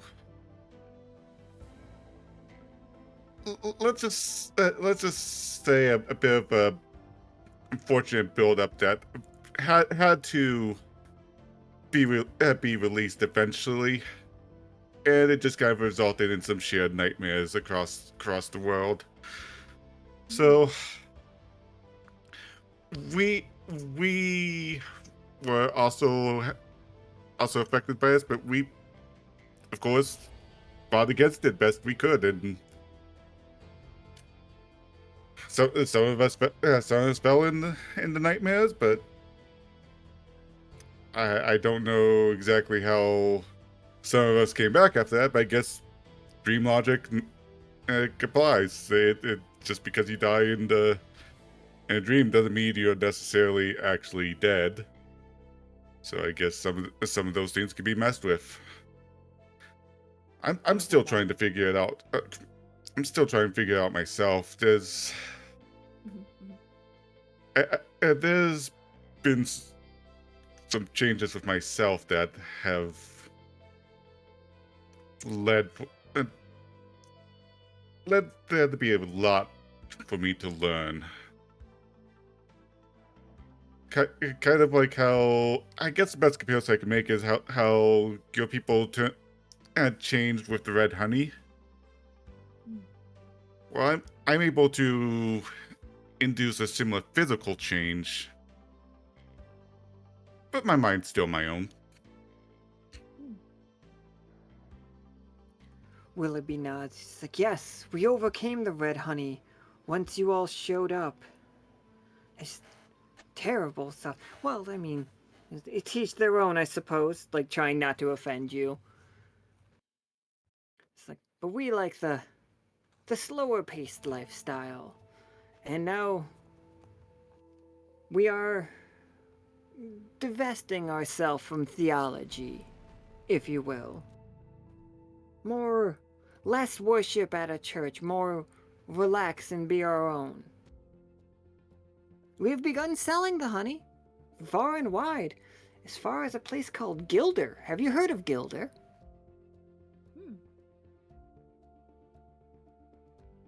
Lots of pretty siren ladies. Oh, yeah. I think I might have recall hearing reports on the place. Haven't been there. But Oh, you I should. It's do. so lovely. Clem, we should go. Oh yeah, that'd be sure, of course. Let's go. We should do that. Well, right now, I've got a lot of work right now. But still. No, of course, that's in one day. Like, we don't have to do it immediately. Like, whenever you have time, I would love to go out and do that and see them. It'd be cool. Big sip of his honey drink. We could plan a little trip. So what's Lockstitch up to next? What's the next big goal? Is there somebody coming for you? You gonna have any grand adventures? He takes also, all of your meads have a honey spoon in them. Is a little one, kind of like a garnish. Yeah. And he pulls it out, and he's sucking on it like a lollipop. And he swings it like a sword. I'm sure they absolutely... Swashbuckling? Have you heard about... And he leans in close. The Pirate Queen's coming back. I've definitely been hearing about those rumors. I mean, we've definitely interacted with one, and she was interesting. Though I've heard she's gone a little off the rails lately. Yeah, I've heard too. Like you've heard the storm, I'm sure. Oh, the storm. Yeah, we've heard stories, and legend has it that she has an awful temper. But he's like, I don't want to. I think we were visited by one. Oh? She came in the dead of night on a ghostly ship. She's took the remaining jar of red honey that we had. I don't know why she would take it. I'm pretty sure it was incredibly cursed. Interesting. So another gatherer of curses. Interesting.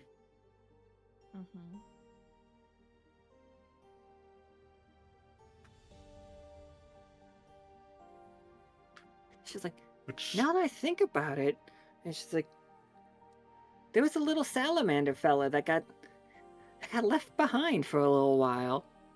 He was a great guy. Do you know Bonnie? Yeah, we've interacted with him for... wait. What was Bonnie him, or they, or... I can't remember. Bonnie, I'm pretty sure is he, him, but... Okay. Yeah, he hung around for a while. Helped out the crew. I was kind of wondering where they disappeared off to, but if Bonnie has decided to join up with another group, well, good for them, I guess. I just hope it doesn't end up being that we end up having to fight or anything. Felt kind of bad for him. Like they showed up in the middle of the night, took the honey, and left him? And I thought we were kind of confused. And then a couple days later, he was just hanging out. He helped us with the farm quite a bit, though. He's pretty good at... He gets little salamander hands in the nooks. But we put him right to work, and then she showed up and the ghostly ship showed up a couple nights later and took him off. I didn't hear an apology, though. I feel kind of sad. Hmm.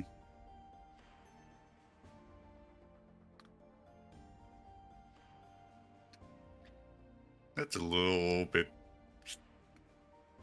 strange, but well, less so if you hear anything coming of that, but yeah, I don't know why to just be left behind. That's interesting. He said it happens all the time.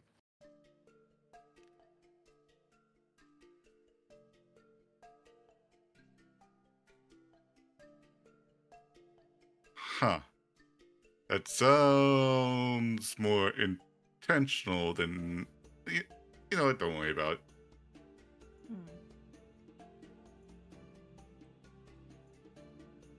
The funniest Midnight bit is absolutely going to be reporting that to the officers later. Because he is damn suspicious of that. The best bit is a bit that you guys don't know all of the parts of it, but the characters involved do. The players involved do.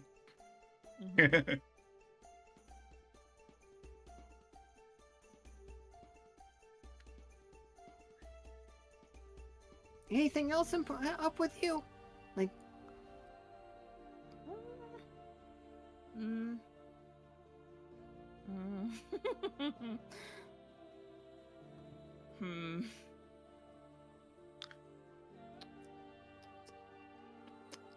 Like out of character, like I am debating and Clementine telling Willoughby about his curse, but he is like, angry right now. No, please. What if I roll right now? Yeah, if you give me a 20-sider. If you roll a 13, you turn into a goose and chase Willoughby around. Okay, and if I don't know about that, but like if I roll, no, but like if I do roll, like I guess as well as determine if I tell him or not. So, 'cause I don't know. Oh God, okay. I guess I will still tell him, but like it doesn't feel good. Clementine looks very like upset for a second. He's like, well, things happened, and I guess we were doing a thing, and there was an incident, and I got bit by a dread goose, and he just kind of shows his shoulder a little bit, like I think it was his right one. And it's okay a little bit now, but you can still tell like a chunk was bitten out of it, but it's kind of growing back a little bit, so it doesn't look as bad. And he's like, so sometimes I don't know what the correlation is, but I guess it's mostly a night thing. I turn into a goose. So, if you see a goose that looks maybe like me, it might be me. I am me, but maybe sometimes goose. And he's like, huh? Willoughby's I would eyes like to go fix this, wide. but yeah, he nods. Also, I forgot what the wolves were called, but he would talk about that too. He's like, oh yeah, and that happened. That was fun. Midnight was there. That was fun. Yeah, you kind of. You know, I don't blame you. It always makes more sense to avoid killing things when we can help it. But man, I was hoping for one of those Nidita pelts. Well, I mean, they are where they should be. So I mean, I don't know if you wanna hunt them if they become trouble again. I'm not going to hunt them unless they cause trouble.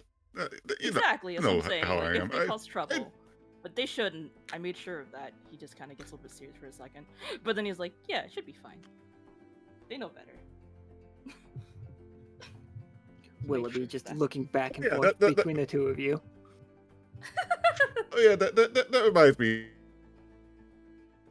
Yeah, if you ever go to, that starlight, the area of all those starlight animals, be careful. Yeah.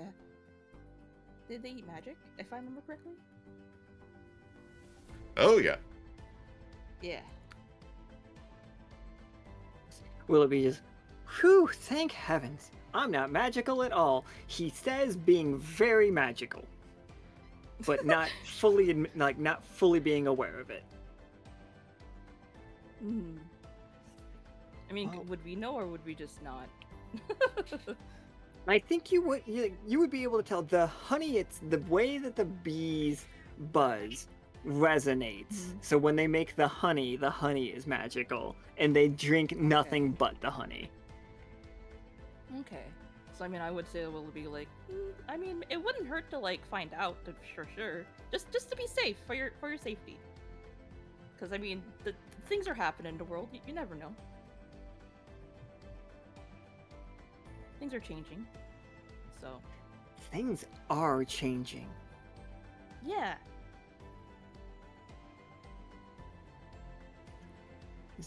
But we don't want to get hasty. Let's just relax. Let's have a good time here, shall we? Yeah. And with that, I think Willoughby sits down, pours you both another glass of mead, alcoholic or non. And Gwendolyn and some others join and come into the bar after like they are done with their work out there. And you all just have like a nice, delightful evening with the mayor. Yeah. I do have one more thing though. If this Oh, is yeah, gonna for be, sure. like the end. No, you're fine. Yeah, hit me. Okay. So I was gonna say like, I mean, I feel like Clementine would have also brought something for Willoughby just cause. So, like. Oh, of course. Yeah, like I mean, just cause like he just kind of takes out like a really like big old plump like heart lemon. It's like, oh here Willoughby, like I grew these and I love them and then they're really neat and here I want you to have one. And look at this. He just kind of presents it, like puts it on his hands, like, oh, just gives it to him if he wants it. Oh, absolutely. He 1000% wants it. You can. Yeah. For you. Good. This one was specifically for you. Here you go. He takes it. She's like, do I eat it? Do I save it? How can I say? How do I keep it safe? Whichever you want. You could preserve it. You could eat it, and then you could probably plant it if you want to see if it grows. More of them because they will do that. Or whatever you want. It's a gift for you to do whatever you want. And if you want to, you could also cut the rind a little bit, or even like do the thing and preserve that. I don't know, make a little accessory out of it. But you can eat it. You can do whatever you want with it. It's for you. Have fun. Enjoy it. Or whatever you want. Nobody in this town is gonna have a sore throat if they start growing lemons here. Yeah, and they're gonna be heart-shaped lemons. Oh, they'll be really plump. I've been told they look like butts, but they're hearts. I swear, they are hearts. And all they always need really after that point is ginger. Yeah, it goes well with everything. Shorty got them lemon bottom jeans.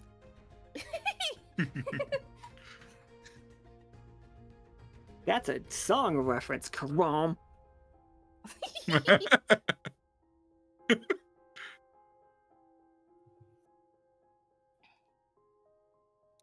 Yeah, so midnight, I think there is definitely, you said that you were going to report it. There is a pirate queen that gathered the rest of the red honey that they were trying to like just keep safe and out of the way. They were keeping it stored. That pirate queen showed up in the middle of the night on a ghostly green ship. Didn't hurt anybody. Just a little bit of B&E and then left Bonnie behind. Then came back for Bonnie a couple days later. Yeah, I think he's also suspicious that Bonnie might have done something before leaving, but he's obviously not sure.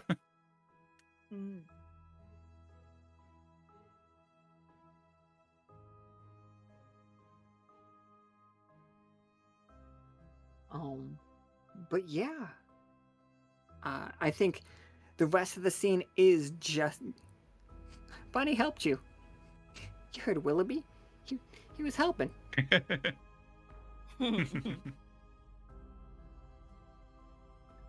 other than the last time we saw Willoughby, where he did not betray Simmons, he just left Simmons behind. Like, we have no reason to hate Bonnie. Yeah. Yet. I mean, Bonnie's suspicious. No reason so to hate I him, but wouldn't, like, think he's, you know, till proven otherwise.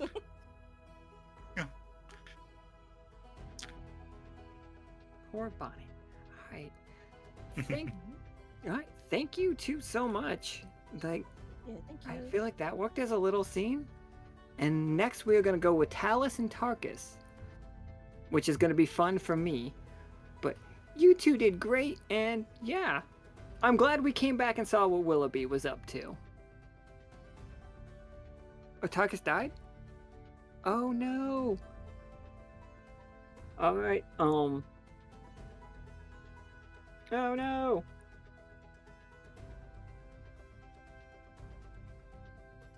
Do we want to save the scene then?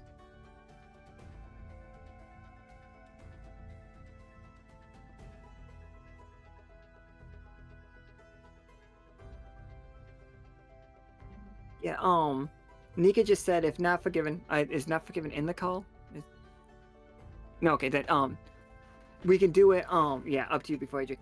We could bang it out on Sunday before before Tarkus's game, if you want to. This one I don't think could be done alone. I have specific ideas for why Tarkus can help Talus with this. Okay, you can be around for that? So we'll do this scene, before we play the game on Sunday, if that's cool.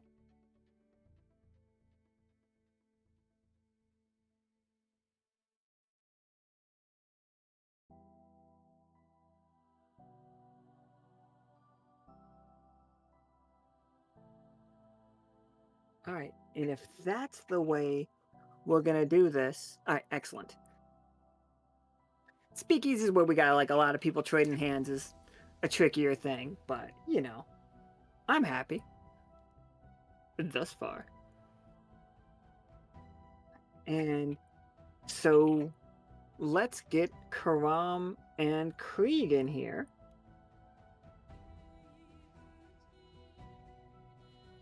Doing a heckin' stakeout.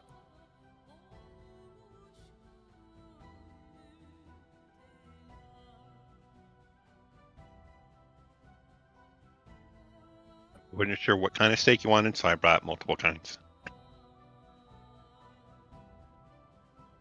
Did you cook it or did someone else? I tried. I was picturing a wooden steak and tent steaks. I was not picturing food. Alright, I brought those too. But we were hunting vampires.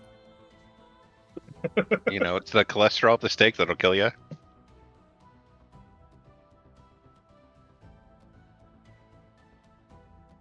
Yeah, the M-A-O-R is how we spelled Mayor. Mayor. Mayor.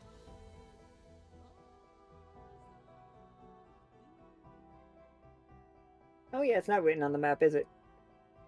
A shame. Or shame.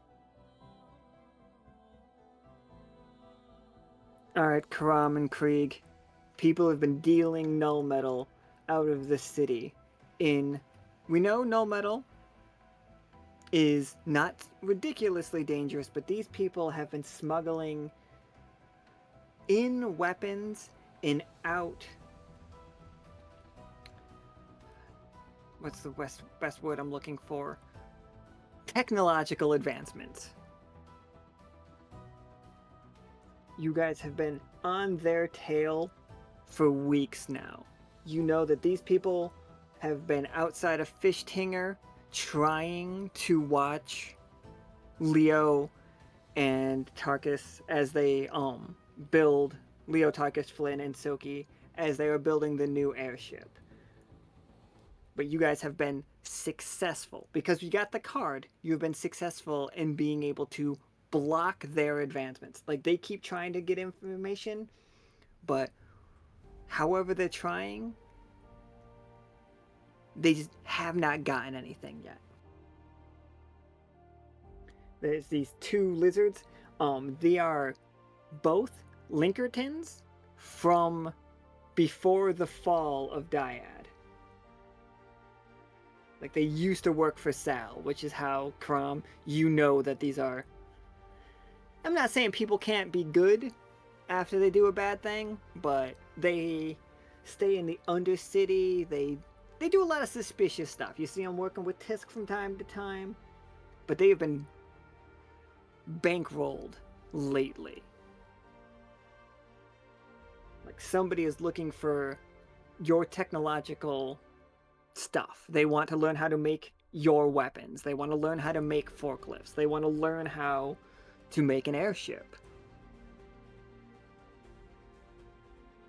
But tonight, you believe they are going to be meeting with their higher up. To be fair, I'm not looking for you guys to confront them right now, just to learn who they are working for. If that's cool with you guys. Yeah. I think where we are right now, we know that attempting to intercept them, especially without them actually having something, could lead to unease. So we are still because they have been unsuccessful is why we actually can't confront them. The little fish will spook the big fish. Love it. So they are at a port waiting. They are looking back and forth at each other. They are not particularly happy. They do not seem happy or comfortable, you know? I think they are brothers. I have not named them. I should have. Oh, Karam, what do you think their name is? Oh shit, it's and Dell.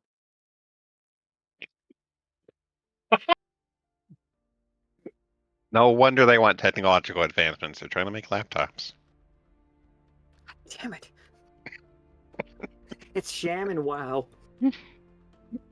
No wonder why they're Pinkertons. You see that one on the left? I think he's missing a tongue.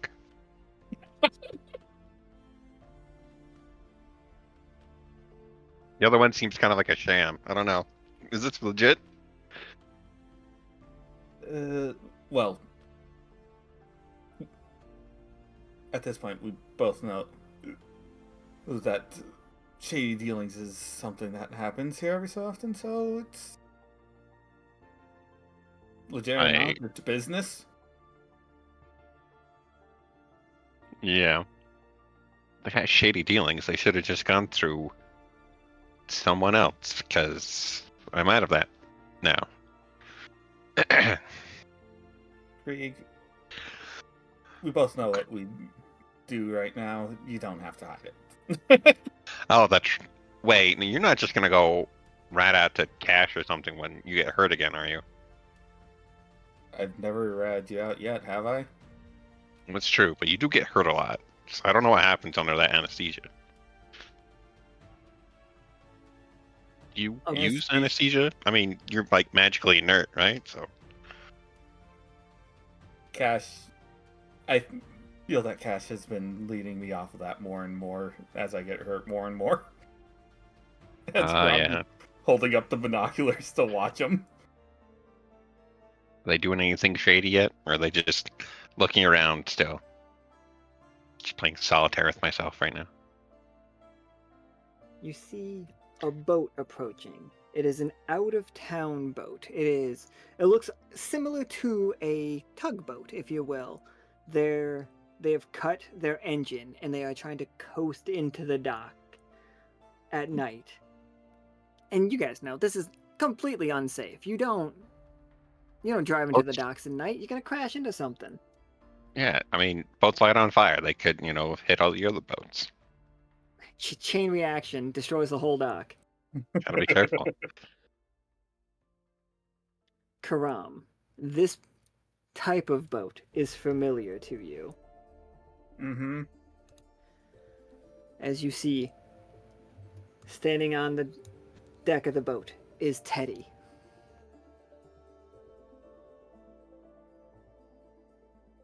What how are you guys doing your spy stuff?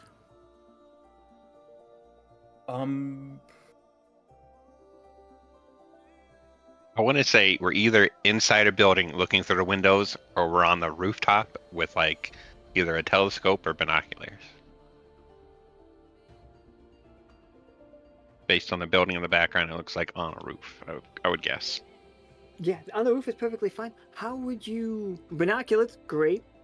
What I was gonna say is probably during one of their attempts to spy on us, we've noticed that one of them keeps wearing the same like clothing, and we placed a small little thing to listen on his conversations. Yeah, absolutely. Unfortunately, we can't get it on Teddy, but at least we'll be able to hear what they're saying. And I think at this point is when Karam kind of like turns on a small little thing for Krieg and him to hear what they're saying. Is that your old boss, Kron? No, he was more akin to on my level when I was there. But you're so much taller than he is.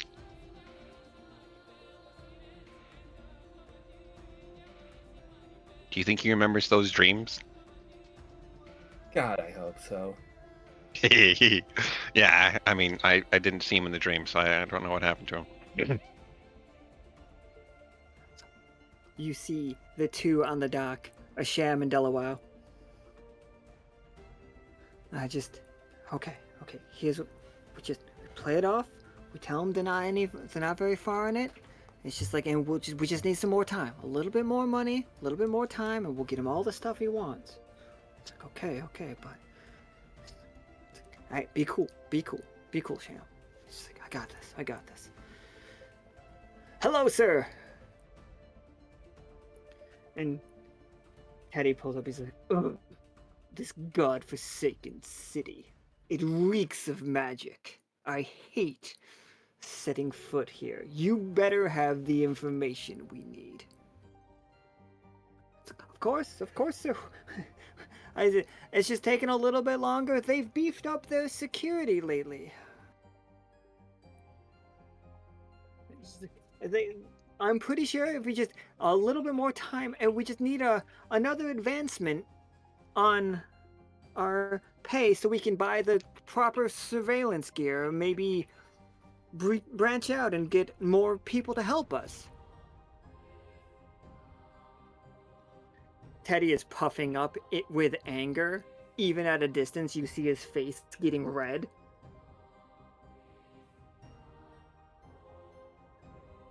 And he has boxes of things behind him. You mean to tell me you have nothing?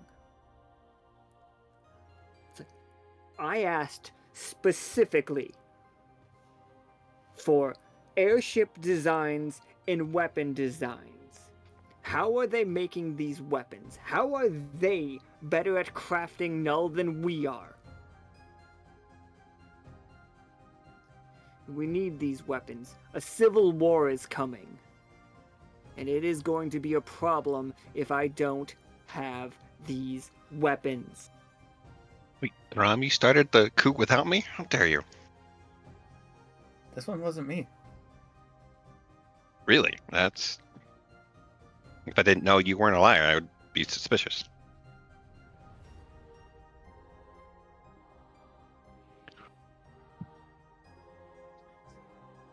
I'm trying to figure out what... I'm trying to think of with... And what of Karam and Bola? Do you have confirmation where they are? Do you have their addresses? Well, I've got confirmation right here. Sorry.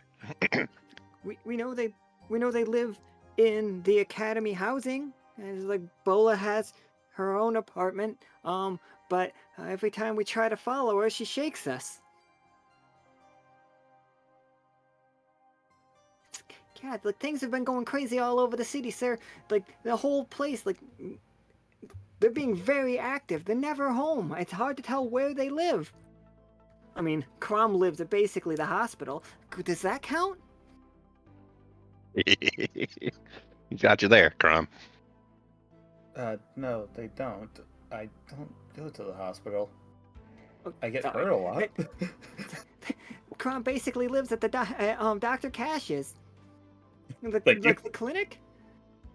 But the Undercity is more...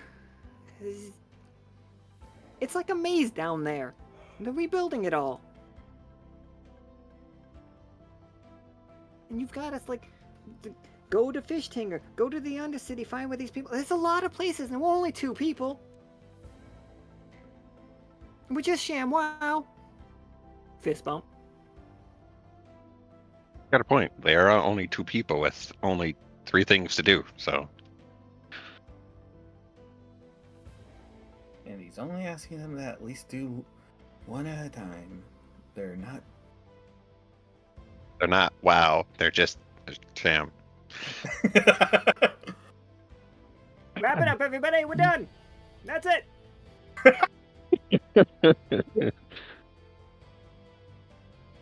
All Sham, no wow. And what about Tisk? Is he aiding in your endeavors? Has he accepted the payment? And they both look down at their feet and kind of Sham kicks a little stone into the water. We were gonna talk about that. It seems that somebody got to Tisk and have intimidated him to not speak out against Lockstitch anymore. That you too, Crom? I will not confirm nor deny this. That means probably. Teddy, holding the rail of his, like, at the edge of his boat so hard, you can hear the wood creak where you are. So what you're telling me is I have paid you an exorbitant amount of money for nothing, and you are here asking for more money. And you want these weapons. We need to take Dyad back. We don't like it here. Are we betting on if he kills them and gets new people, or just brutally maims? You wouldn't risk making a scene here. Too much. Too open. Could hear someone. That's true. Only reason why he hasn't started yelling yet. I was wondering about that. He seems like he's gonna burst a blood vessel in that neck of his.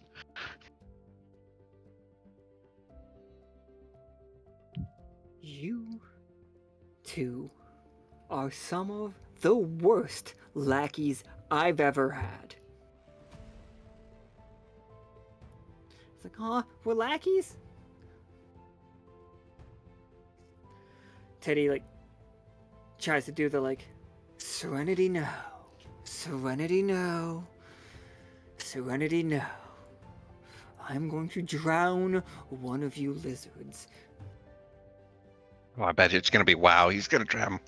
He's gonna drown WoW. Sham's been speaking too much. Yeah. Okay. 5 coins says it's Sham. 5 coins says it's WoW. No. So we have some information. We're pretty sure that we're positive that the Sea Devil works out of this city. Everyone knows the Sea Devil works out of this city. There it is. Echo.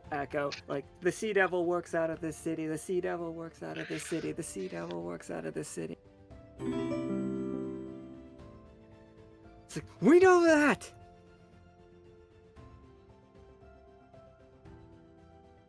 You pathetic. See, this is why. Serenity now. Serenity now. This is why positive reinforcement for your evil henchman is much better than fear. You go through henchmen too fast.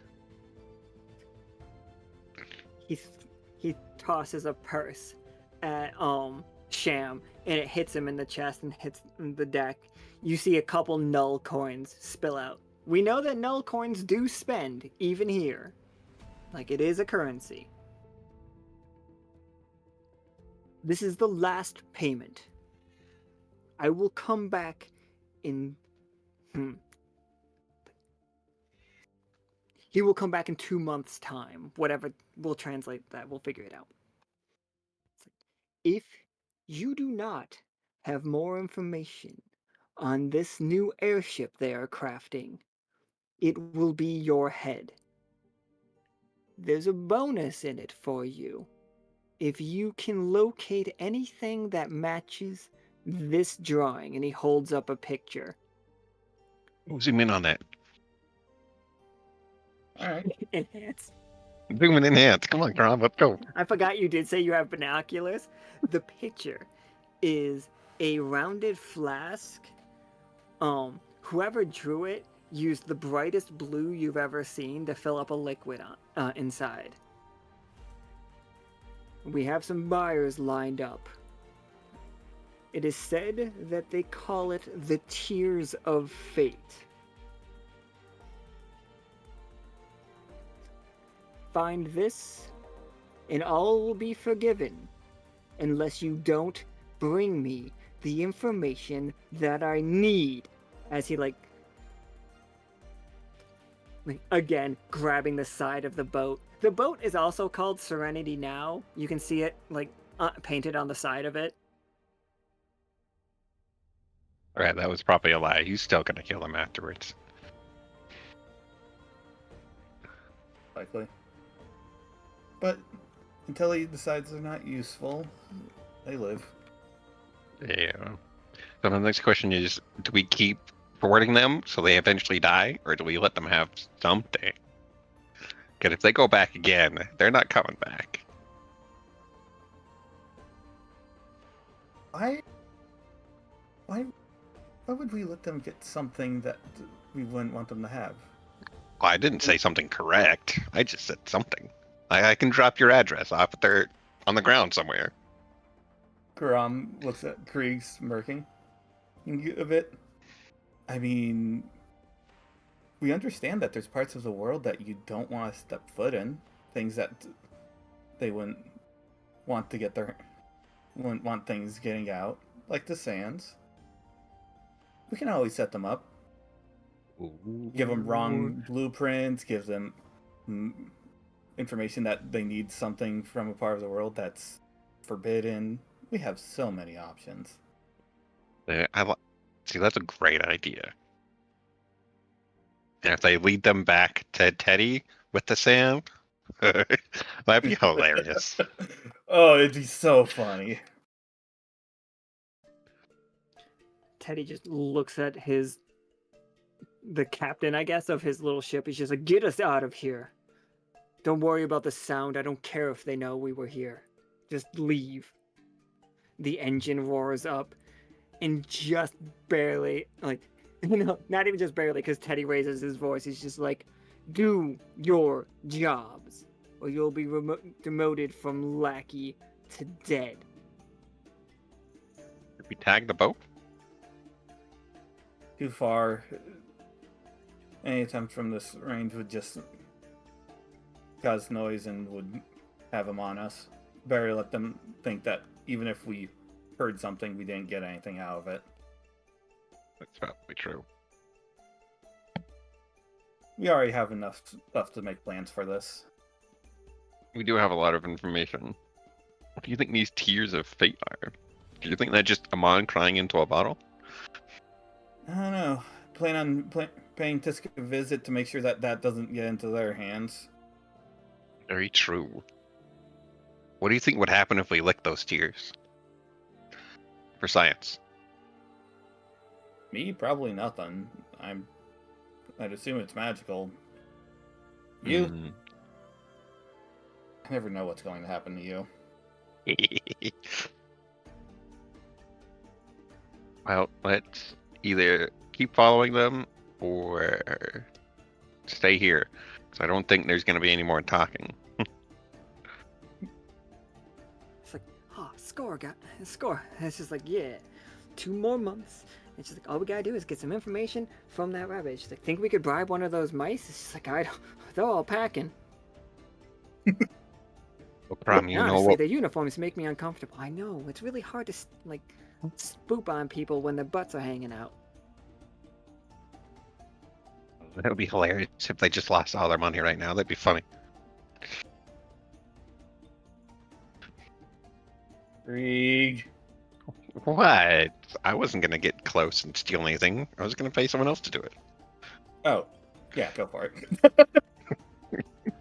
You two can definitely like follow them and figure out where they live. Absolutely, I do not have a problem with that in the least.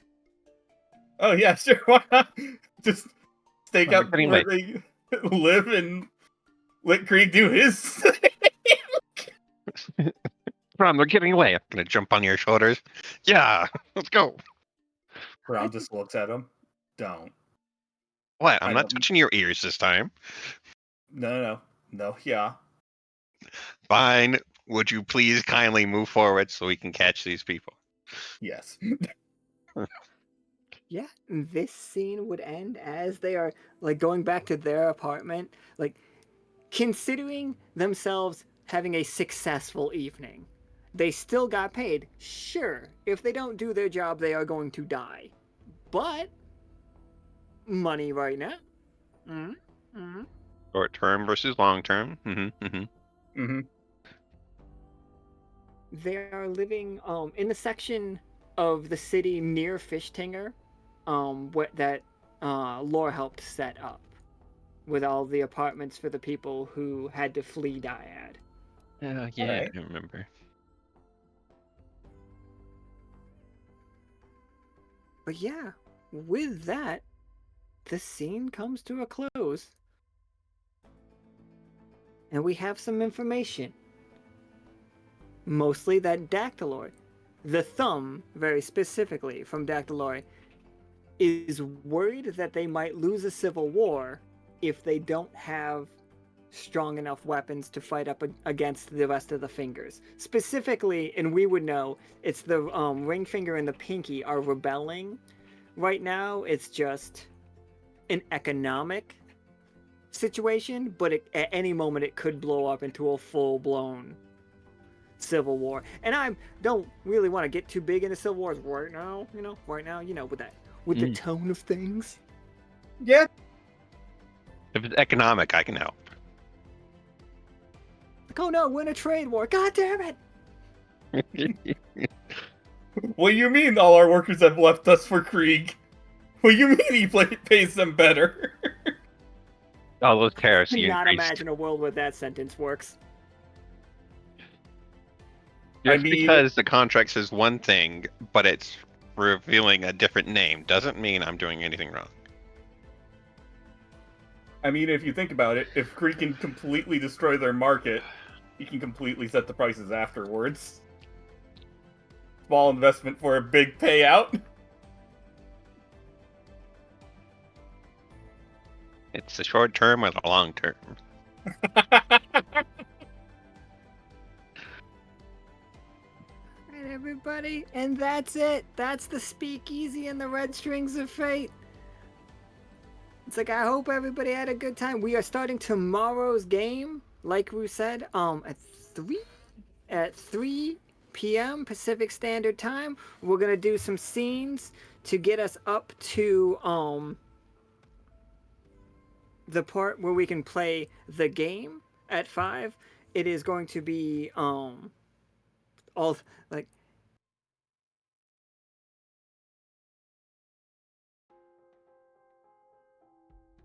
it is going to be Aoife, Talus, Maverick, and Namak. They are we're going to do little scenes. If you guys can make that so that they can do scenes with you, because it's going to be little speakeasy scenes first, and then we're going to go into the game. So that let us know and let them know, because some of them want to do scenes with people. Like I know Aphas wants to do a scene with Nickel, so they already had that conversation. But if you are available, put that in the workshop that you are available to do a scene, and then if we can, we'll grab you to do a little scene. if that sounds good for everybody. But yeah, you all killed it. Thank you so much. Some of you have tags with people that you don't believe in now, I suppose. All that desire bubbling up. The moment that comes up between Karam and Talali is going to be terrifying for everyone else involved.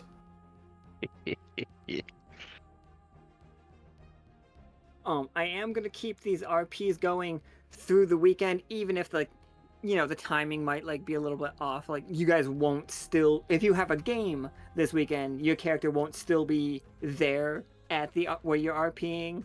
But well, we're good. We all know how this works. Tabletop. And yeah, with that, thank you all so much for helping us do this silly thing and just playing the silly game. You guys are all great. And goodbye forever. Bye forever. Bye forever.